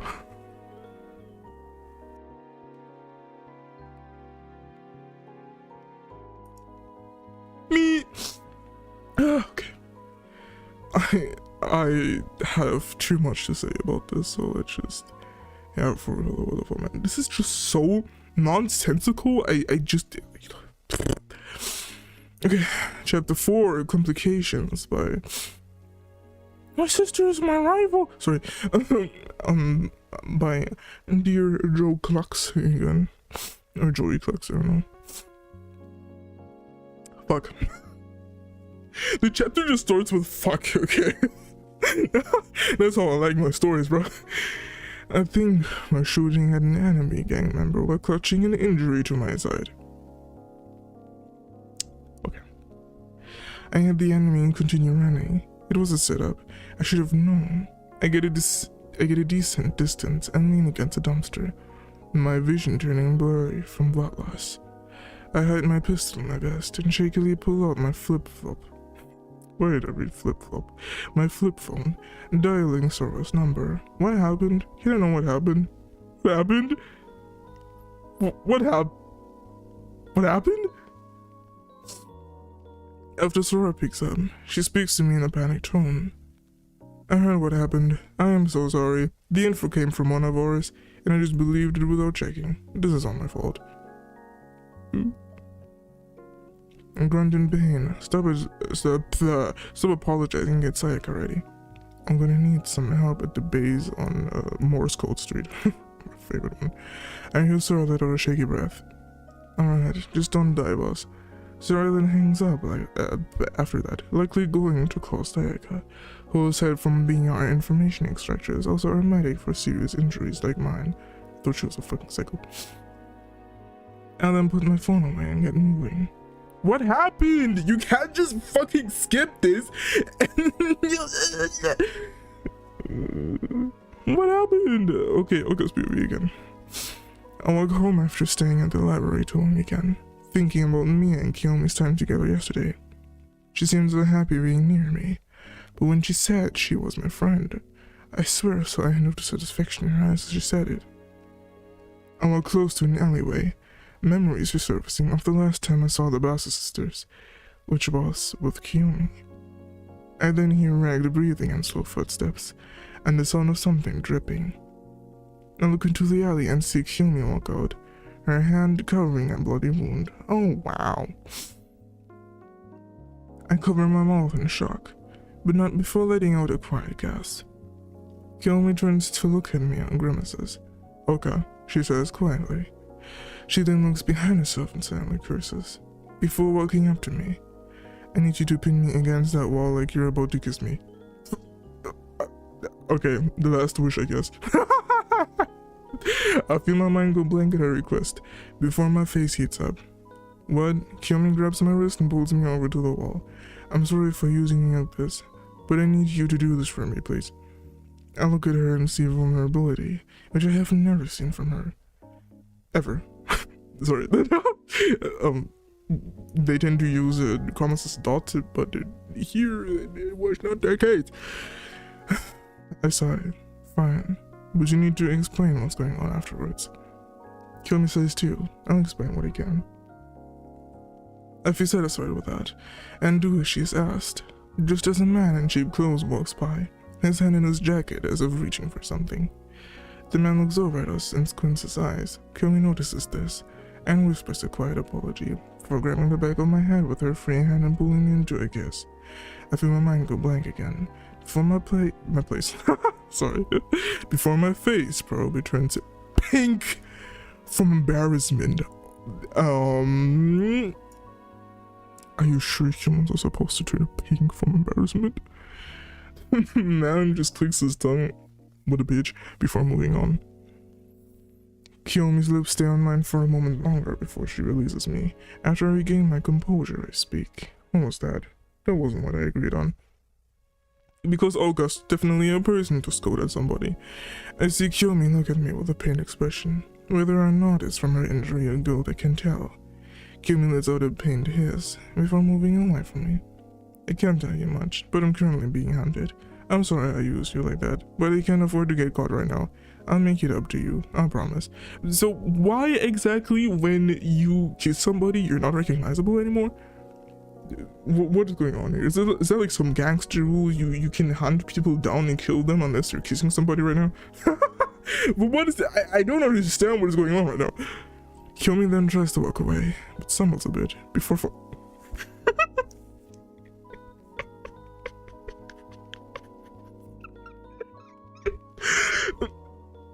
No, this is not funny. And when she kisses someone, she transforms. Oh yes, that's so relatable. But stumbles a bit before falling. I quickly catch her and prop her up against the wall. Fuck. Kiyomi lets out before reaching into her pocket and pulling out her flip phone, dialing a specific number. After that, she holds the phone up to her ear. "Sorry, I'll get your brother here, Kenji too. I don't think I'm gonna make it all myself." I hear her reply.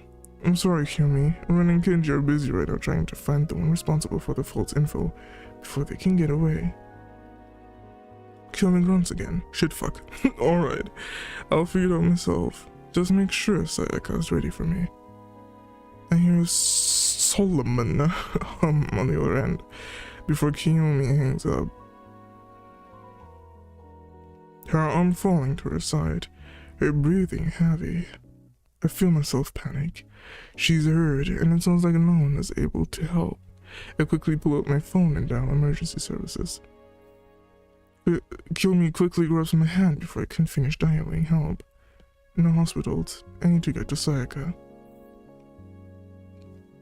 I look at her body not in any shape to move. I sigh before moving to help Kiyomi up. Kiyomi looks surprised at my assistance, but doesn't resist. I lift her arm over my shoulder. Where am I going?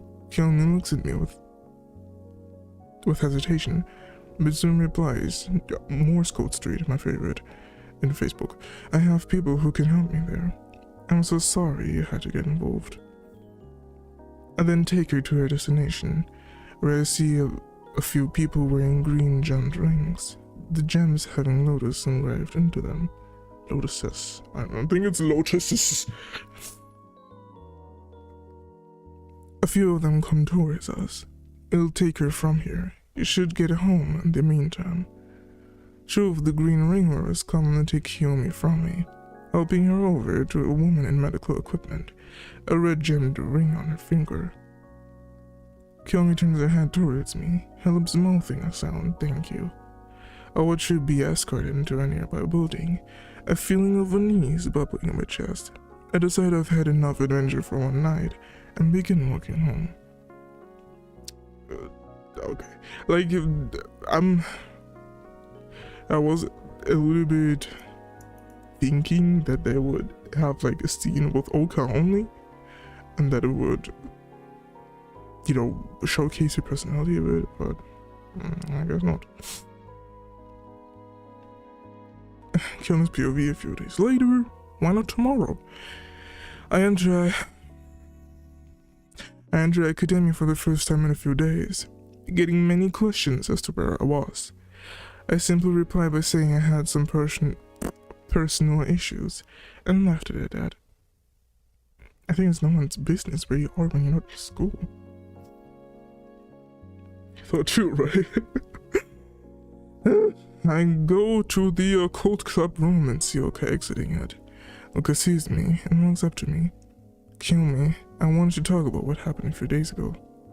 I flinch a little, my hand reaching for my injury instinctively, before sighing.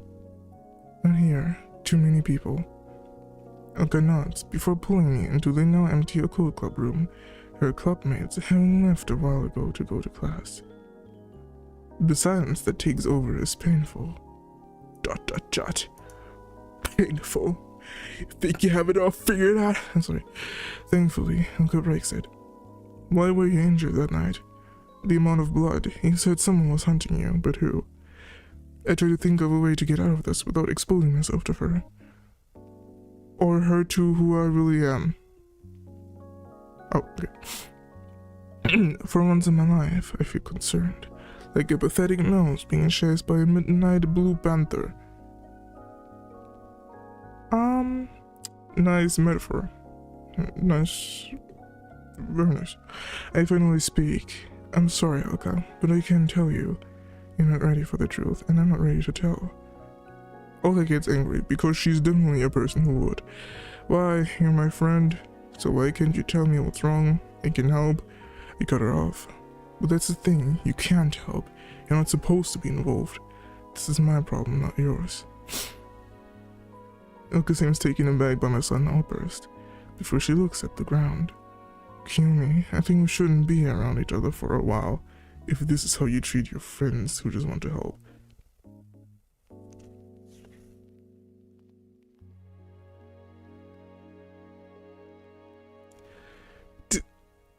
I feel like they just made an OC and looked for a girlfriend who has a nice design, because this is not Oka at all. Oka would not prioritize her feelings over somebody else, and especially not for such a stupid reason, motherfucker.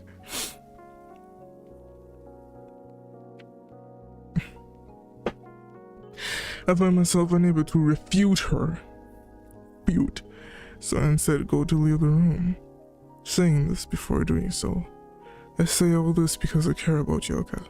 I don't want you to get caught up in my problems. I'm sorry. I then leave the room before breaking into tears. I quickly compose myself before making my way into the incinerator to meet with a certain group. Oka's POV after school, beginning of week 4. Wow.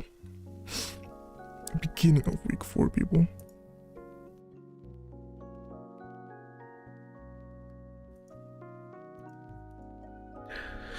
It's been 3 weeks since I told Kiyomi I didn't want to be near her. And the guilt is killing me. I pushed away my only friend over something that doesn't involve me. Yeah, you're stupid. I should apologize to her after school. I think I'm going into my locker.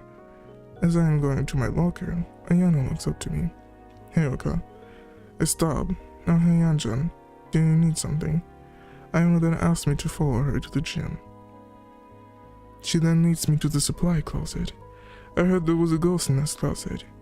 And seeing as you're the one with the most expertise in the school, I figured I'd let you know. I feel my interest be piqued. As I step inside, not feeling anything supernatural about the room. Yeah, now you're just telling me to make... What? Are you just telling me this to make me look dumb, or is there actually... I then feel a sharp pain in my neck, followed by my vision slowly turning dark. Wow! Woohoo! Yippee! You just skipped fucking 3 weeks?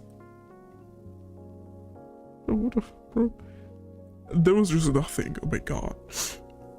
He skipped 3 weeks and there was not like even like an entry text that like gets you back into where everything stopped and stuff. No, you just slime it there. Yeah, 3 weeks passed, by the way, and here's Ayano. I feel like I have other priorities in writing than some people have. It wasn't even explained where they are, though.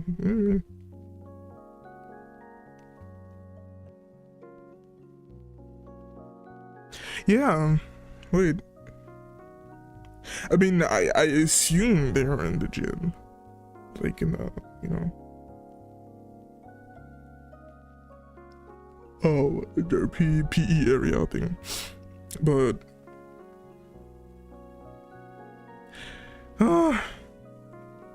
it just sick to me how little they explain surroundings and feelings and anything. It is I can see a little bit of improvement over the past few chapters, I think, but overall, it's oh my god. I mean, the relationship. What? You didn't say where? I say how? What the fuck? Between Oka and Tsubako affected up to those 3 weeks. Yeah, there's nothing. They said it. There's nothing. Didn't they?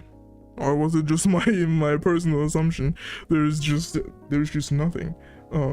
She said like, I don't want to be with you anymore because I don't know, I'm bored. And no, there's nothing.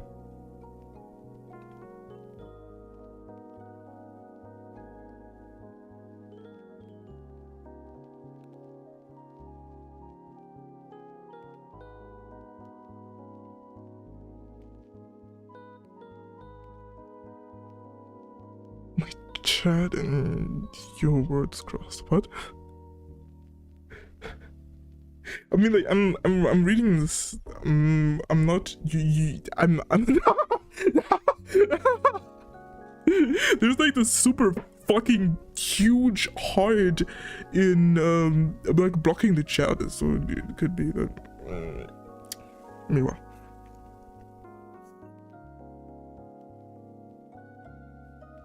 I don't even know what this is for. Couldn't you have placed? There's so much fucking space.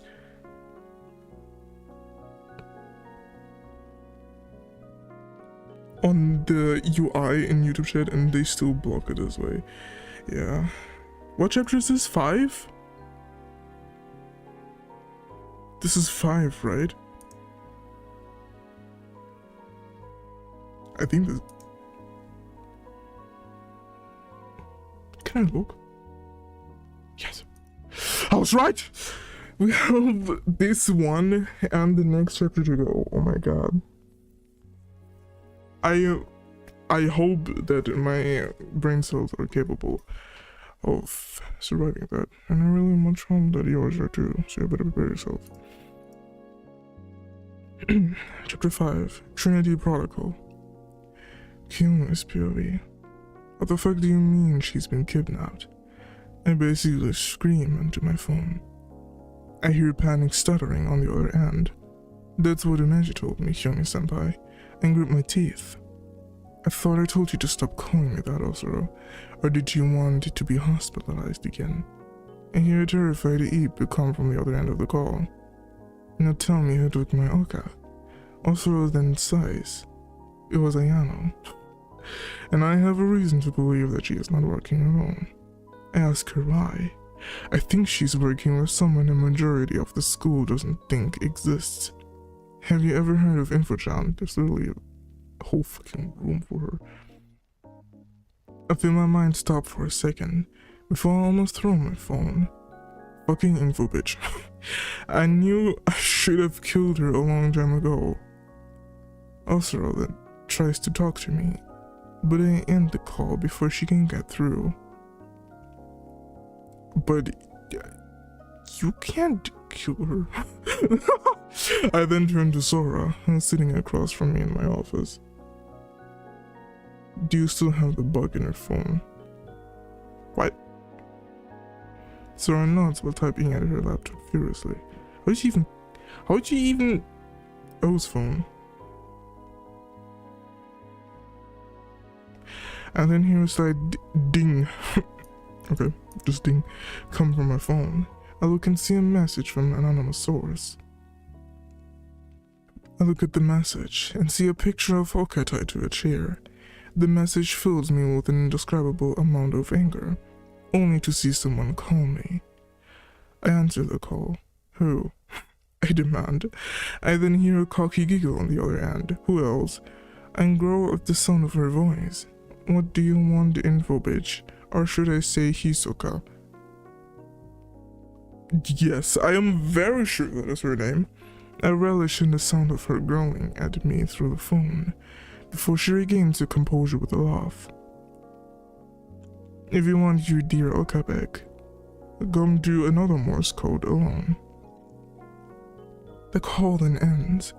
I place my phone on my desk, before sitting down, clasping my hands together as if I was thinking about something deeply. As if? So in reality you're not thinking? Okay.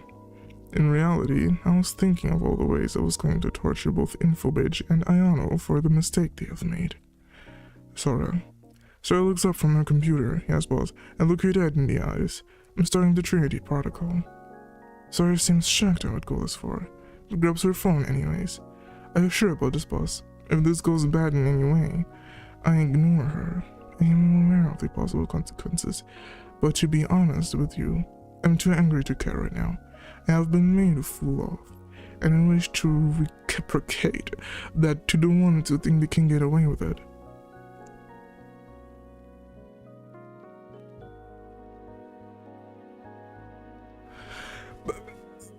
Firstly, you do not ignore a person when you cut them off. Secondly, I'm too angry to care right now is the exact reason why Sora is trying to tell you that this is a bad idea, because you're too angry to think right now, so maybe you want to think about it for a little longer. I think for a moment. Get Oka's mother on the line too. I need to apologize for failing to protect her daughter. After an unbearable few minutes, I have everyone on a call. As I tell them my plan, I think to myself, Infogen, Ayano, Ryota, I hope you'll realize what you've brought upon yourselves, and anyone even remotely related to what you do. An undisclosed... at an undisclosed location. At midnight, third-person POV. What kind of... third-person POV, bro? Kiyomi slowly got off her motorcycle. She scanned the building in front of her. Her exterior was calm, collected, and all too neutral. She walked towards the building as a group of armed men appeared from seemingly nowhere, all armed with weapons that could easily end her. She simply allows the armed men to escort her into the building, where she is then stripped of any weapons she might have had on her person, that being a knife and her pistol. On her usual finger is the white lotus ring. The weight of the object feeling heavy on her finger. She is then brought inside, where she... 9 minutes left, thank you. Brought inside where she sees Oka tied to a chair in the center, a lone spotlight shining down on her. Oka's eyes and ears are covered, and her arms and legs are tied to the chair she's sitting in, her form shaking in fear. Kiyomi doesn't let the sight affect her, no matter how angry it makes her from the inside. A man then steps into the light, his body being rather overweight and clad in an expensive-looking suit, multiple gold rings on his fingers, and a gold chain necklace around his neck. Yeah, Kiyomi Kimura, he says, showing a disgusting smile on his face. Takeda, bro. Who came up with the fucking name Takeda? The man, known as Ryota, the one Kiyomi has been hunting for 4 weeks now, then approaches Oka. I see you came for your little princess. I wonder, does she know about all the things you've done? How many lives you've taken, how much you've stolen? Tell me, does she? You've watched too much anime. Too much anime, seriously. Kiyomi stays silent but fidgeting with her ring, her face remaining stoic. Not this time, please. No. How about I have my associate tell her about it?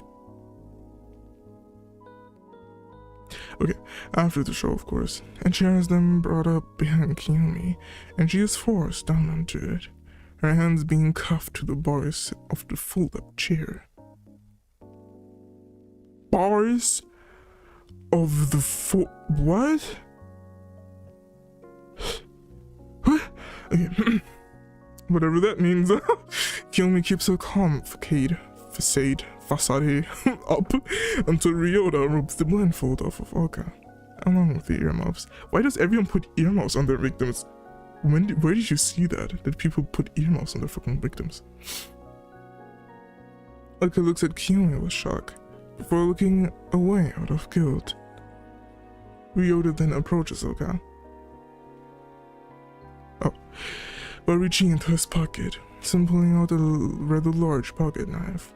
All gold and diamond encrusted, but what would you need a gold and diamond encrusted pocket knife for?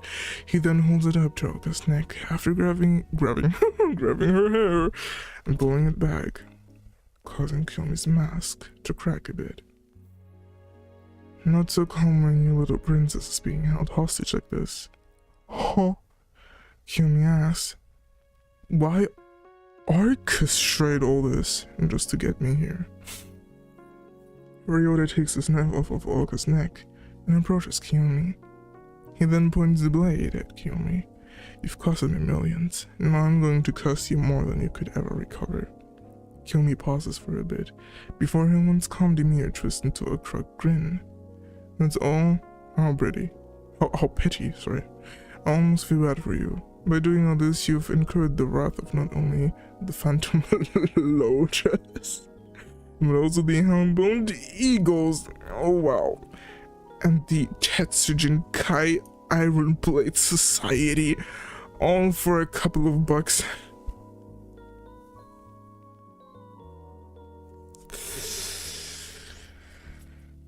Ooh. What a crazy gangster story. It's not cringe at all, I promise. Aka looks up at Kiyomi with a shocked expression, before Kiyomi continues. No, Ryota, you didn't really think you'd come here alone, did you? As if that were a signal, a group of people emerged from the shadows, all dressed in black operator outfits, small swords in their hands, and a patch depicting an iron katana on each shoulder. Why are they holding swords? They're holding small swords. Can also refer to small swords as fucking knives, but okay, I guess small swords is pretty cute. The supposed ninjas.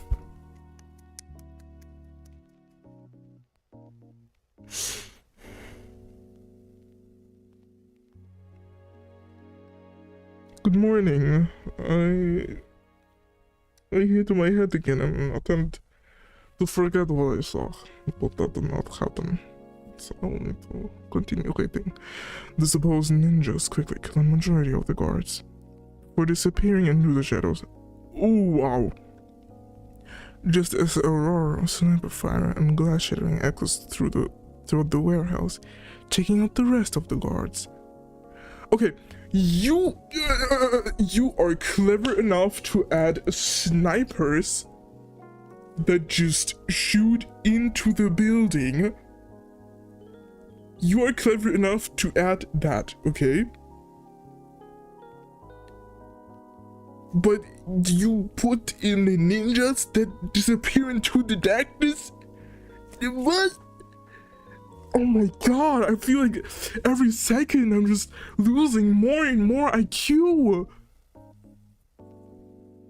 Fucking ninjas, bro. How could Klax take himself seriously? I have no idea. Absolutely no idea, bro. Joey Klax, you did an awesome job with that one. Seriously.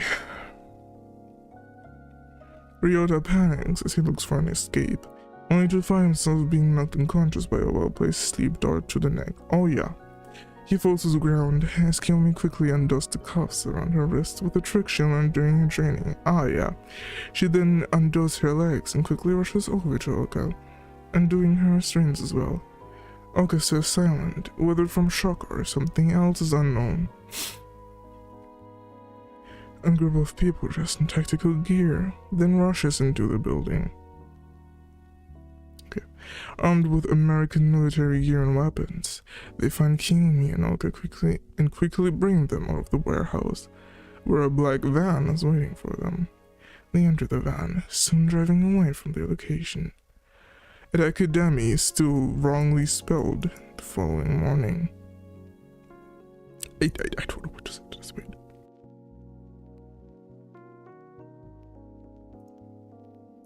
I just hope that this was a fever dream and not actually serious. Kiyomi enters the gates to Academy as usual, as if nothing happened last night. She then goes straight to class, but soon finds herself stopped by Oka, who stands similar to when Kiyomi and Oka first met. Uncle looks at Kiyomi with a fierce expression, but seems to be unable to say anything. Kiyomi smiles and passes by her. I'll be behind the school after afternoon classes if you want to talk about last night. Kiyomi then walks to class, leaving Oka stunned.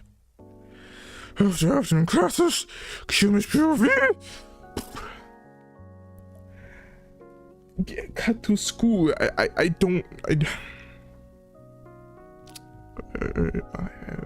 just don't know what to do. I don't know what to say. I'm just desperate at this point. I'm very badly desperate. But yeah, I stand and look at the cherry tree, wondering if that old myth is real. When I hear Uncle's footsteps approach me, I turn and see the cold girl approaching me. I hide my smile and turn to face her fully. She stops a few feet from me, and for a good moment none of us talk. Uka speaks up after a minute. Last night, that was what you were trying to protect me from, wasn't it? I close my eyes and slowly nod, reopening them to look at Oka. Yes, I was fearful of that exact thing happening, which is why I kept so much from you. I'm sorry, and I understand if you don't want to associate with me anymore because of it. Oka sighs. I always had a strange feeling when around you, a sensation I could never quite place. I understand why you did it. You wanted to keep me safe. Okay. Oka pauses. I was angry before last night, but now I'm thankful for you saving me. I'm thankful for meeting you. Oh, wow. I feel my mask break a bit, a tear sting at my eyes. Thank you, Oka. You have no idea what this means to me. I managed to fight my tears back. Oka, I have a question for you. Please answer me honestly. Oka looks at me with a serious expression. I then ask her my question. Do you wish to know more, to truly see my world, to the kinds of things I do? Okay. Oka thinks for a second. She sighs before looking at me again. Yes. In order to understand you better, I wish to see your world. Did you watch Aladdin or what? I smile. See you tonight, Anadi Rose. And then... What? Separate to go home, my mind racing with thoughts I scarcely understand. Oka pauses. A bit.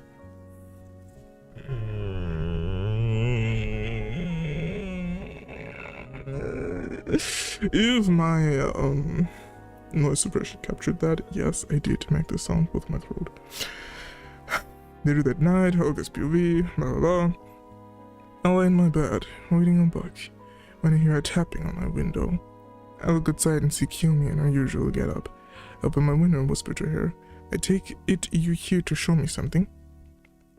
Why don't you ask why she's coming to your window? Kiyomi looks around before gesturing for me to follow her. I exit through my window and follow Kiyomi to a motorcycle, which Kiyomi is on already. She pats the area behind her, silently telling me to hop on. I do that. I'm wearing our helmets. Kiyomi lost a bit before revving her motorcycle's engine and taking off.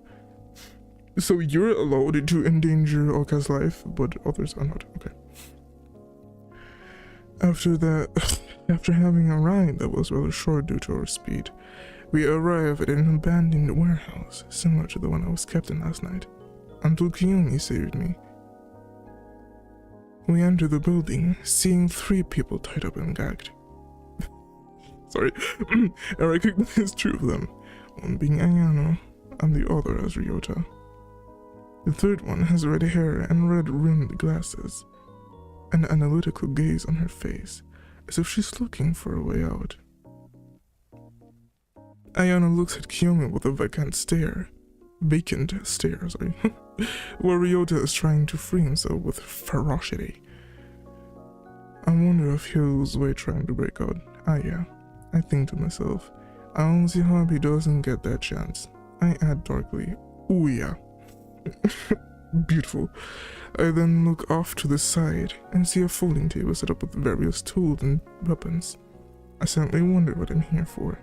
When Kiyomi speaks, I felt powerless when you were tied up in that warehouse, didn't you? If we're taken aback at the question. Yeah, I did. I see Kiyomi pick up scalpel and walk over to me. She then begins inspecting the tool. Do you want to take back control, Oka? Or do you want me to keep you innocent? She then hands me the tool, which I take hesitantly. Kiyomi smiles. Take your pick. She says as she presents the 3 tied up people like they're just meat on the chopping block. Oh yes. Ah. Hold on, I think I need more water, like my throat's actually hurting.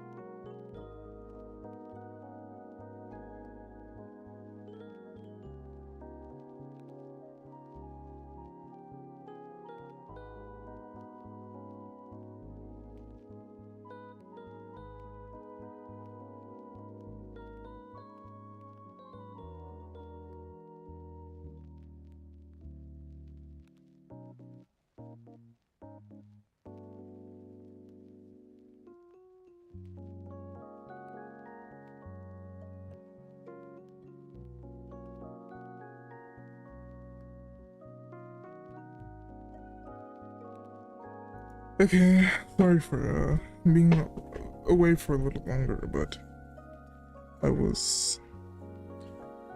At the moment I'm having difficulties with walking. I'm not sure why that is. It's just... you know me, I'm always injured, I don't know why. But yeah, at the moment I'm having difficulties walking. And when I was walking to get myself a new bottle of water, I was actually right at the door and I was like, why shouldn't I open it and read my bean?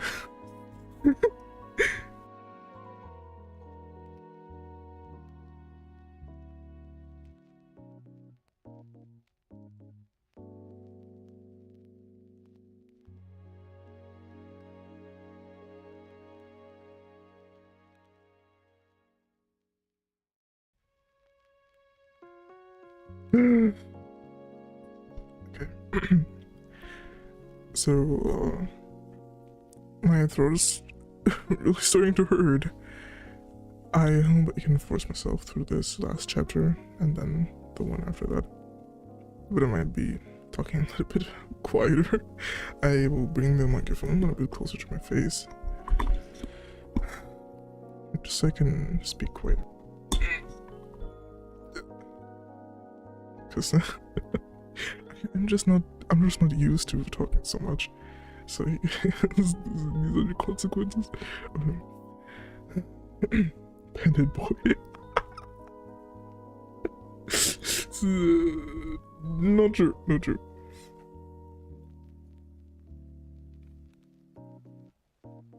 The bean is doing something. Wait, I think I need more water.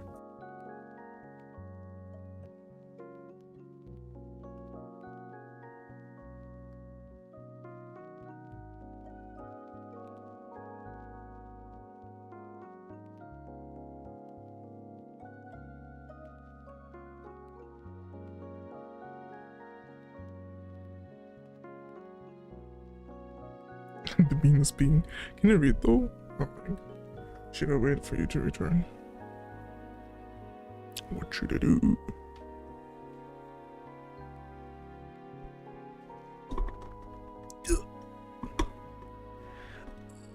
Ow. Ow. No, please.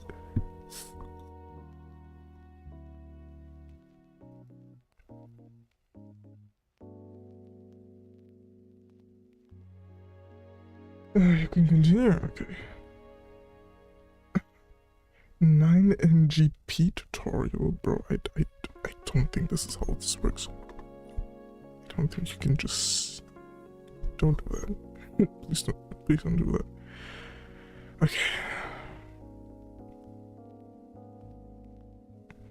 Could be that my tracking is going to be a little more off now because I have the microphone closer to my face. Okay.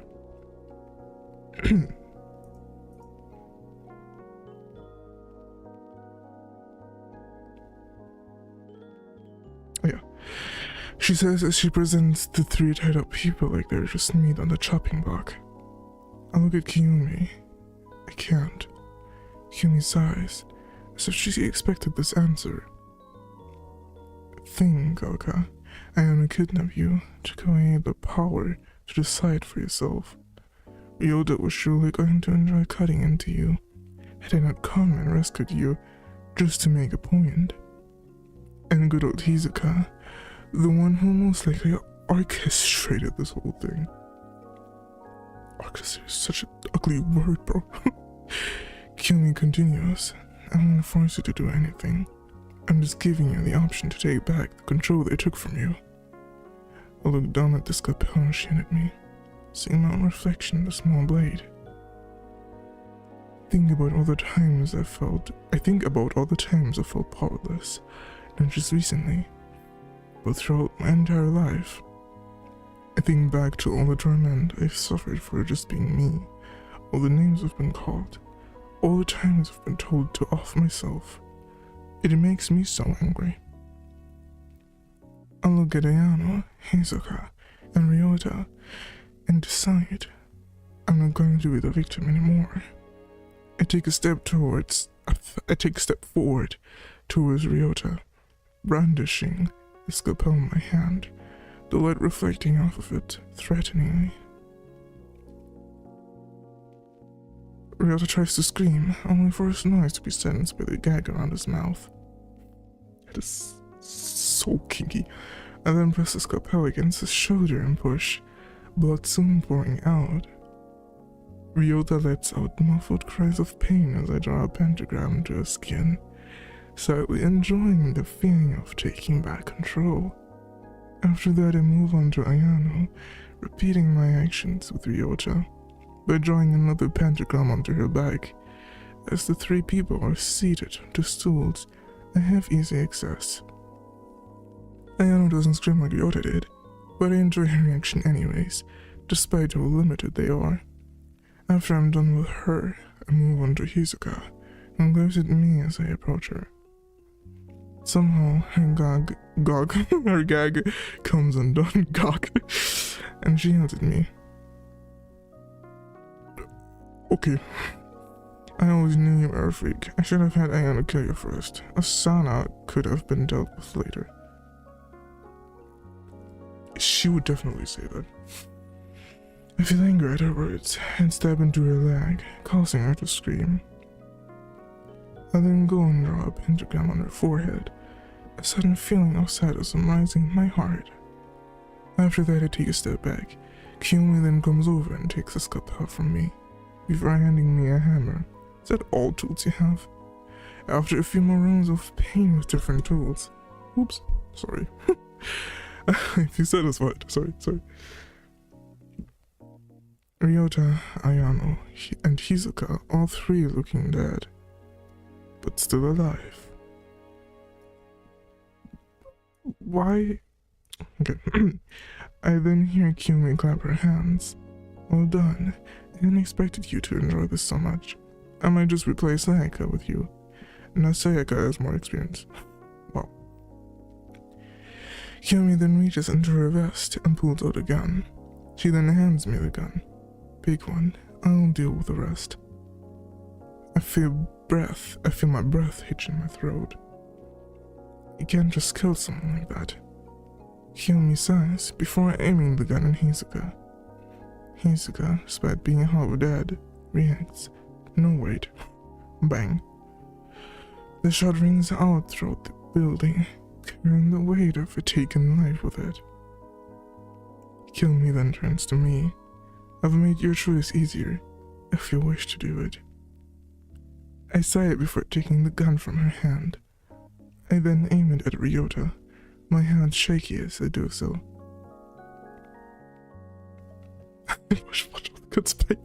I hesitate a bit before Kiyomi places her hand on my shoulder, before helping me correct my aim a bit. Whispering in my ear she does so. Think of the damage she could have caused, of the lives he's already ruined and taken. If you can do it yourself, then do it for the ones he's affected. For yourself, sorry. That was all I needed to hear, as I pulled the trigger soon after, striking my once clean hands red in the blood of my kidnapper. Kiyomi then takes the gun from my hand and puts it back into her vest, before turning to Ayano and smirking. I'll take care of you later. For now, I need to take my dear friend home. Ayano doesn't move, either from being dead or just unresponsive, I don't know. I am then led out of the building and to Kiyomi's motorcycle, where I am then taken home. I feel I learned a lot tonight about Kiyomi and myself, and about the weight of holding an undeserving life in your hands. As I crawl through my window into my room and lay on my bed, I think about Kiyomi, my friend. I soon fall asleep. My dream is surprisingly clear of my nightmares, and instead filled with pleasant images of me and Kiyomi. To be concluded, what does that mean? Oh my god. Why did I always pretend because I am his rival?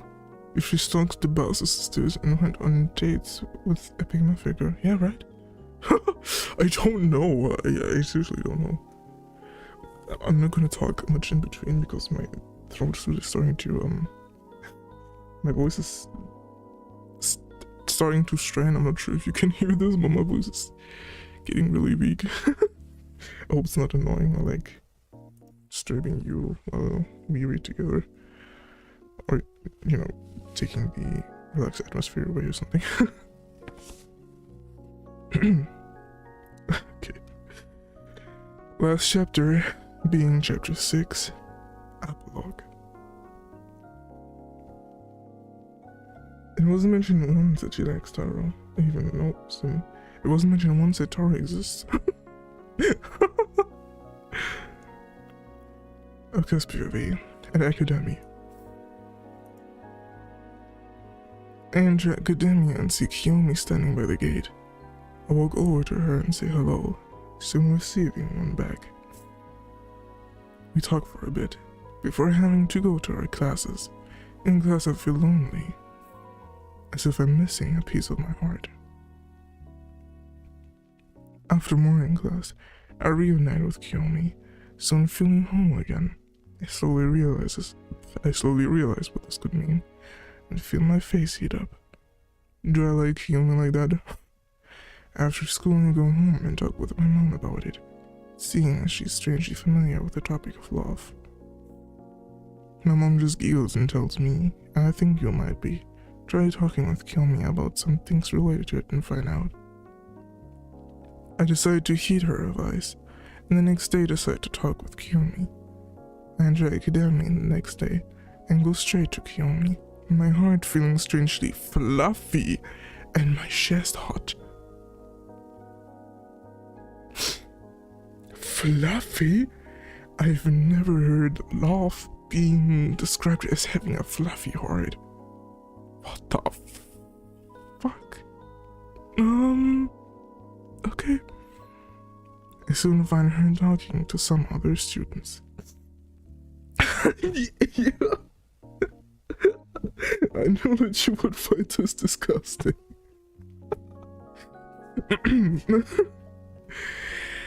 She soon sees me and excuses herself from the others, soon making her way over to me. She smiles and asks, "Hey, how are you doing?" I stutter over my words for a second but manage to speak. I'm good, but I was wondering something. What is it? Oh, Kiyomi humps. What is it? I decided to be straightforward with this. Do you like boys or girls? And see Kiyomi look at me with mild surprise, before smiling a strange grin. I suppose if I had to answer the question, I would go with midnight blue-haired girls who have social anxiety and like things no one else likes. For example, occult-themed things. I slowly take in all the hints until I realize her meaning. Oh, that sounds nice.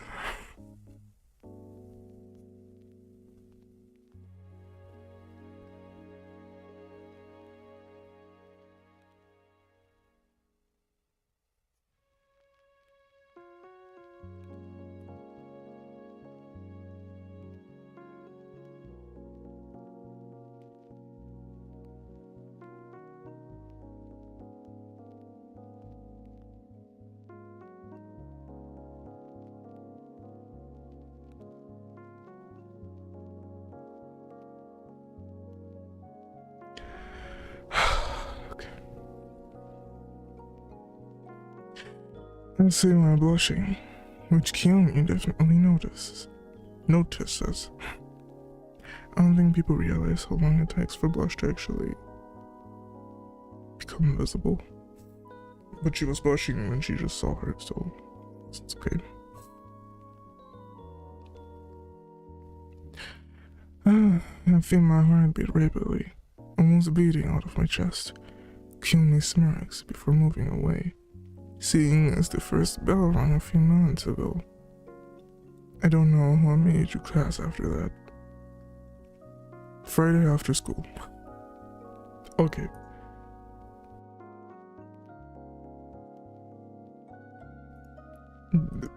Very nice. We just skip like that. I stand under the sakura tree behind the school, fidgeting with my fingers nervously. What if she doesn't come? You didn't even say that you invited her. What if she says no? What if I find myself snapped out of my thoughts by the sound of footsteps? I turn and see Kiyomi walking up the hill. I feel my heart flutter with feelings I can't describe. Kiyomi looks at me and smiles. I figured it was you who put that letter in my locker. You said you wanted to meet me here. I stand, my back faced against a tree, as if feeling my heart skip a beat. I open my mouth to talk. Third person POV. And only haven't known each other for long. Only 4 weeks.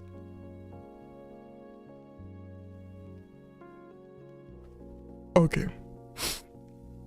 But I feel like I have this connection to you that I can't quite understand. Oka says while looking at the ground, slowly nervous. At least that's what I thought a few days ago. I think I understand those feelings now, at least a little bit. Because as I was slowly looking up at Kiyomi, I realized that the feelings I have for you are not just respect and admiration. It's love. I couldn't quite understand it at first, but 6 months left. But I get it now. I love you, Kiyomi. Oh wow. I love every part of you. From the kind, friendly, popular girl that everyone looks up to the cold strategic, if a little crazy, leader of the Phantom Lotus. Uka says with finally locking eyes with Kiyomi, a large blush on Uka's face. Siblings make me the happiest girl at the school, and accept me too. Oh yes. Kiyomi stands silent for a moment before an 18-year grin slowly stretches across her face. Bro!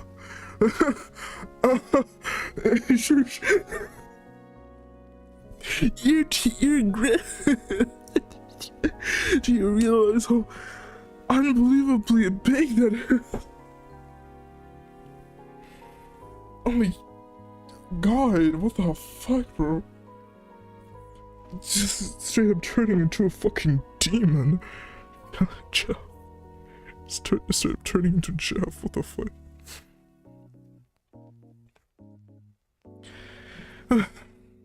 Oh god. Kiyomi then pulls Uka towards her by the waist, getting close enough to hear her breathe. I was hoping I would hear those words come out of you someday. Uka looks up at Kiyomi with a flustered look. What? Kiyomi looks at Uka with love. Okay, before leaning in and giving her a kiss. Not a quick one like she did before, but a real loving, gentle kiss. Looks at her with love. Uka's eyes widen for a moment, before she settles down and eases into the kiss, enjoying it just as much as Kiyomi is. They stay like that for a good minute. Not a bad minute, good. Before separating, their fingers interlocked, and their gazes filled with joy. I don't know how much I've been waiting for this day. I've been dreaming of this exact moment since I first laid eyes on you in that hallway. Kiyomi says. Uka smiles, her face having slightly cooled down from the embarrassment of it all. Kiyomi then reaches into her pocket and pulls out a small box. Uka sees the box. Kiyomi, that's not what I think it is it? Kiyomi smiles. It can be if you want it to be. Kiyomi then opens the box, revealing a silver ring with a beautiful purple gem on the top, a lotus engraved inside of it. Uka looks at the ring with intrigue. Before remembering something. Is this an invitation to your gang? That is fucking weird, bro. Uka asks. Kiyomi laughs a bit. Only if you want it to be. Uka smiles, as does Kiyomi. Before Uka takes the ring out of the box and slips it onto her finger, admiring its allure for a moment more. Which finger? You can't just say she puts it on her fucking finger. Which finger, bro? Was this a proposal? Are they engaged now? Which finger did she put it on? What fucking finger? My throat. Okay, I'm not mad.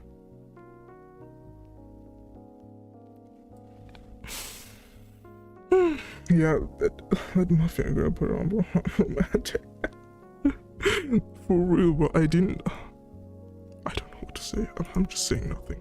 I'm not doing this to my throat. I'm just saying nothing to this.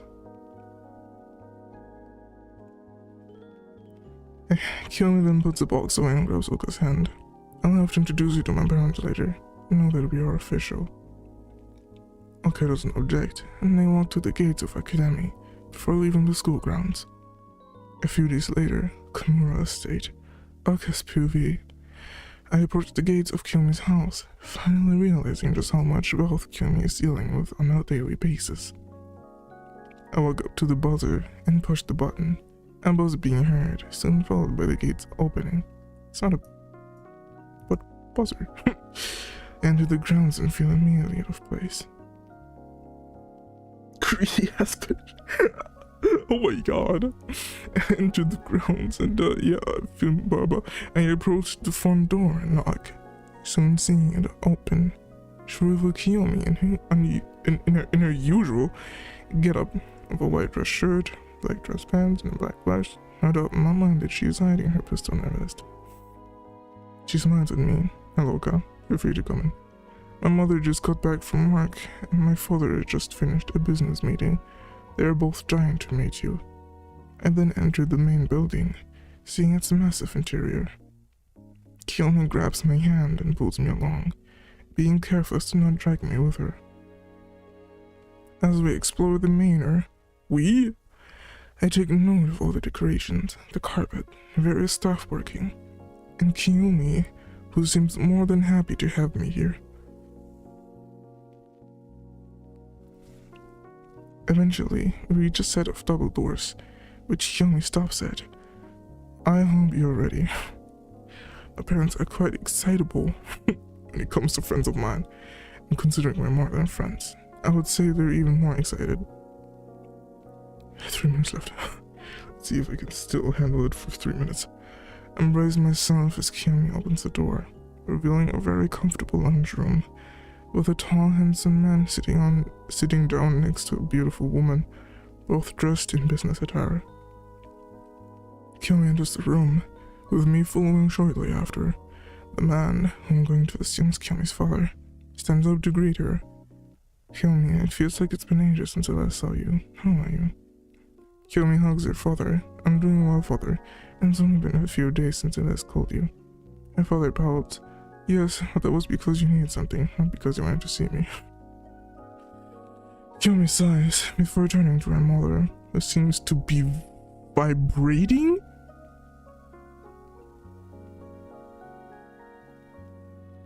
Why is she...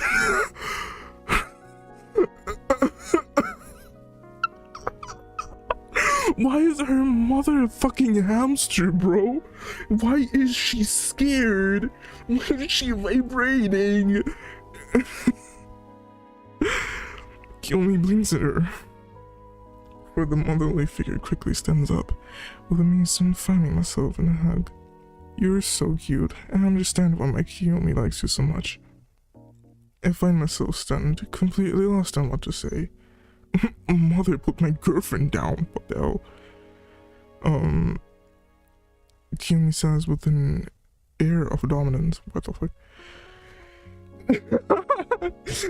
Kiyomi's mother then puts me down before turning to her daughter. Why did she carry you? When did it say that she carried you? I don't understand. Kiyomi, who taught you to talk to your mother like that? Kiyomi sighs. You did, in case you forgot. Kiyomi's mother seems to phrase it that. A crap I did, didn't I? Kiyomi's father then laughs. Now I missed us meeting like this. It brings back good memories. Oh wow. Gotcha. He then turns his gaze towards me, his eyes having a fierce look in them. I've read enough romance novels to know where this is headed. Know that I've been given the look by the parents. Akaruta was it? I hear the father say, with a tone filled with authority. I feel my skin look cold at his voice. Yes, that's my name. Kiyomi's father goes to say something else, when he suddenly hit her with the hand with a wooden stick. Where that stick came from, I couldn't tell you. You're scaring my girlfriend, I hear Kiyomi say in a similar tone her father was just using. So here's another face, and before dear Joe Clucks wrote that, I feel like he watched some like gacha videos, like the Lost Princess stuff and Hated Child stuff. Yeah, I feel like Joe Clucks watched this before he wrote this chapter. Good job, Clucks. Her father just rubs his head and looks at her like a young puppy looking at its owner. I was just. Kiyomi smacks the stick in her hand against her palm in a threatening way. He tries to go to his wife for help, only to see her with a similar tool of submission and a dominative look on her face. The man just sighs before turning back to me.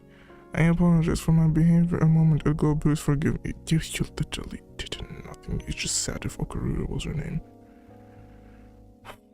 I forgive him, and the sticks from the other two females disappear almost immediately. Females, bro.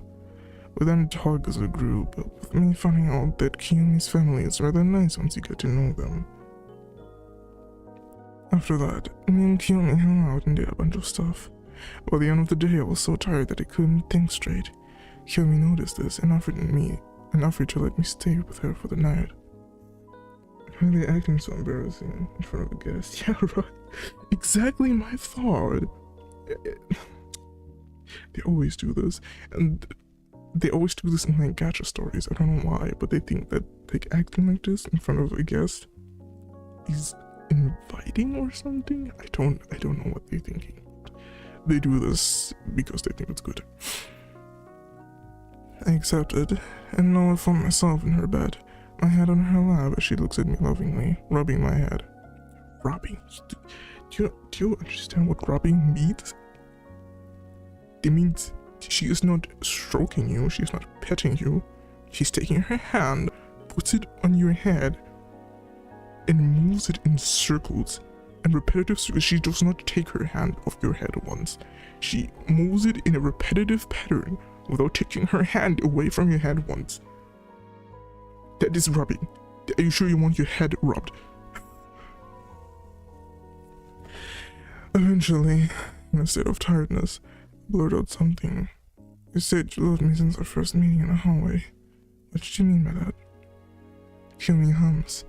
I meant what I said, ever since we first ran into each other. Literally, might I add. I felt a strong feeling for you. Oh my god, I didn't mean to moan, I'm sorry. It's just my throat is getting so weak, I did not mean to moan that, I'm so sorry. I felt this way with other people. But after trying to get into a relationship with them and quickly finding out they only cared about my money, I lost faith in the word love. But you said you never felt this way before.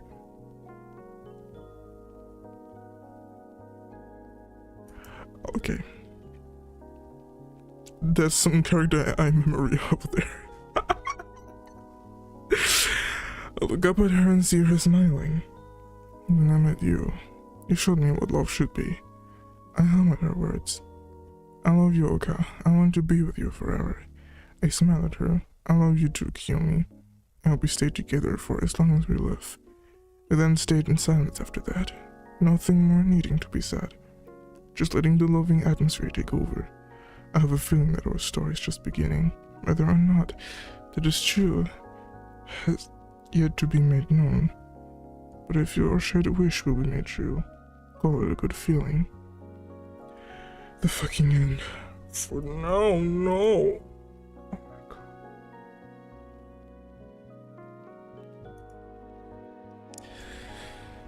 Oh my god.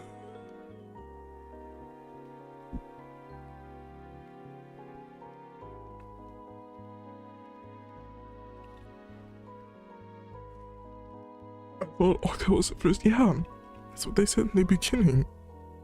Said in the beginning that Oka was. What was it?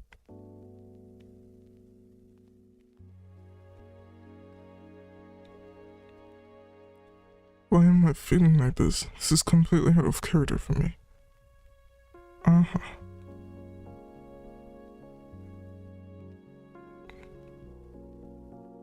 I don't like this lack of control over myself I've discovered.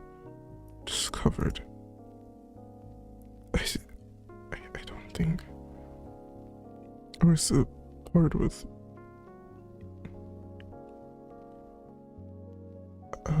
wait.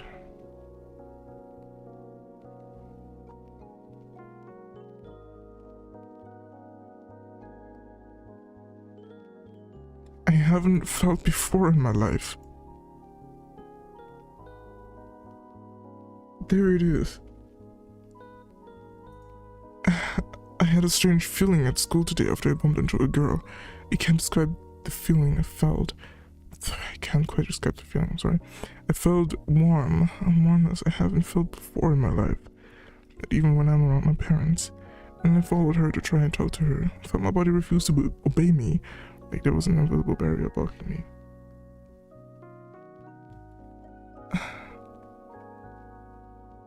What?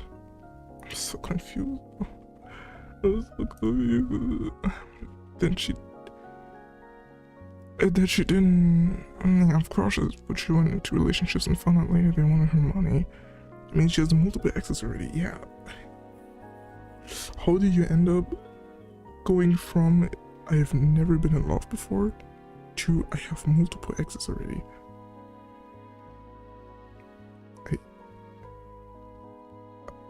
I'm so confused. But yeah, that was She's Not the Only One by Dear Joe Clucks. Everyone give an applause for Joe Clucks. Woo! Good job, Joe Clucks. You did an amazing story, and I am so glad I got the opportunity to read it. Very much. Just don't think I can talk any longer. I'm not sure what strained my voice so much. Maybe I was screaming too much. Or maybe it's just because I've been talking for fucking 3 hours straight, bro. I've never been talking this much in my entire life. And it's not like your crush and like stronger than anyone else. She literally said she felt often like that before. Yeah, I don't know. I feel like maybe this person took a little bit too long on the story and just forgot everything throughout, writing, please. Writing.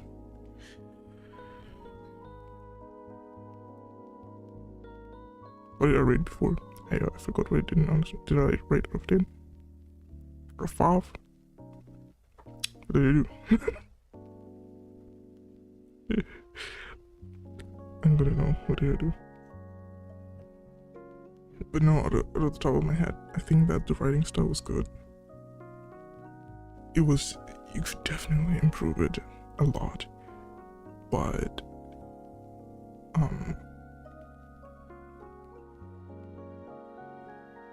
for example, did you use a different type of quote when they think and when they talk is something other people wouldn't have ever thought of.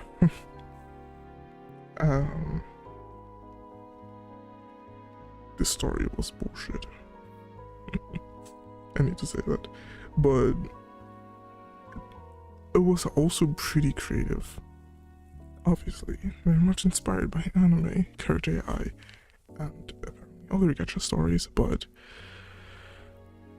what would I say? I want to give it a 5 out of 10 bats.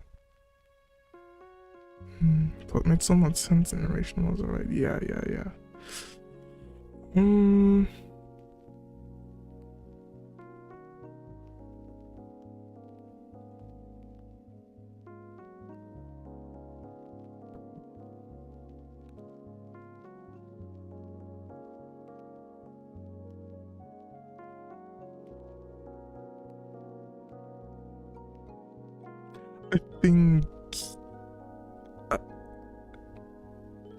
I think 4.5 out of 10.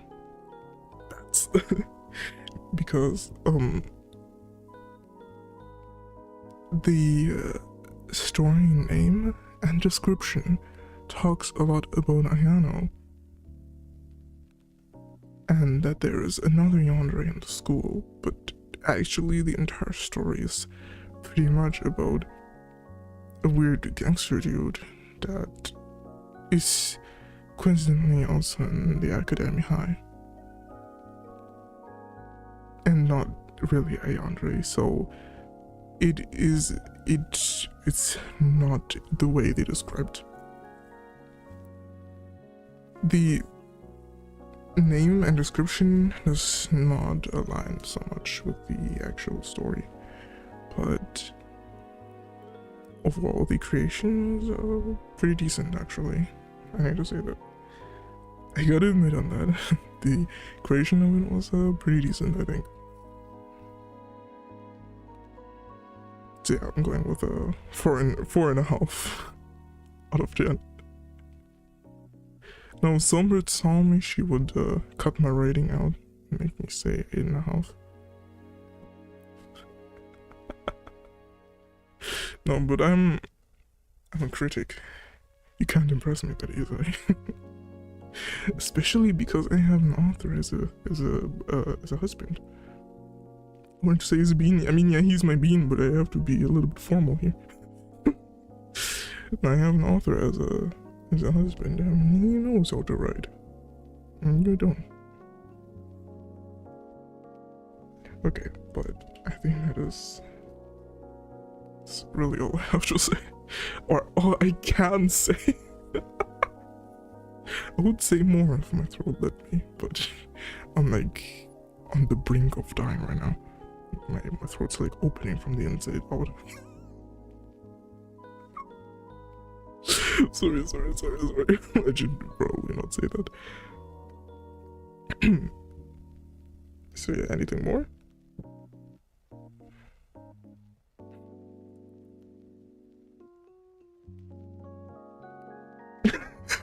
You both have the same reaction. You both just gave me the same reaction. Was being so weird. Sean. Such a weird guy, really.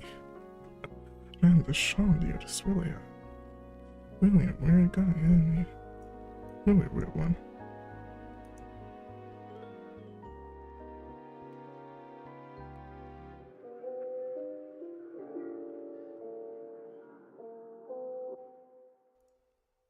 Yes, and thank you for watching. I enjoyed the stream, although dying. So, just to let you know, I'm happy.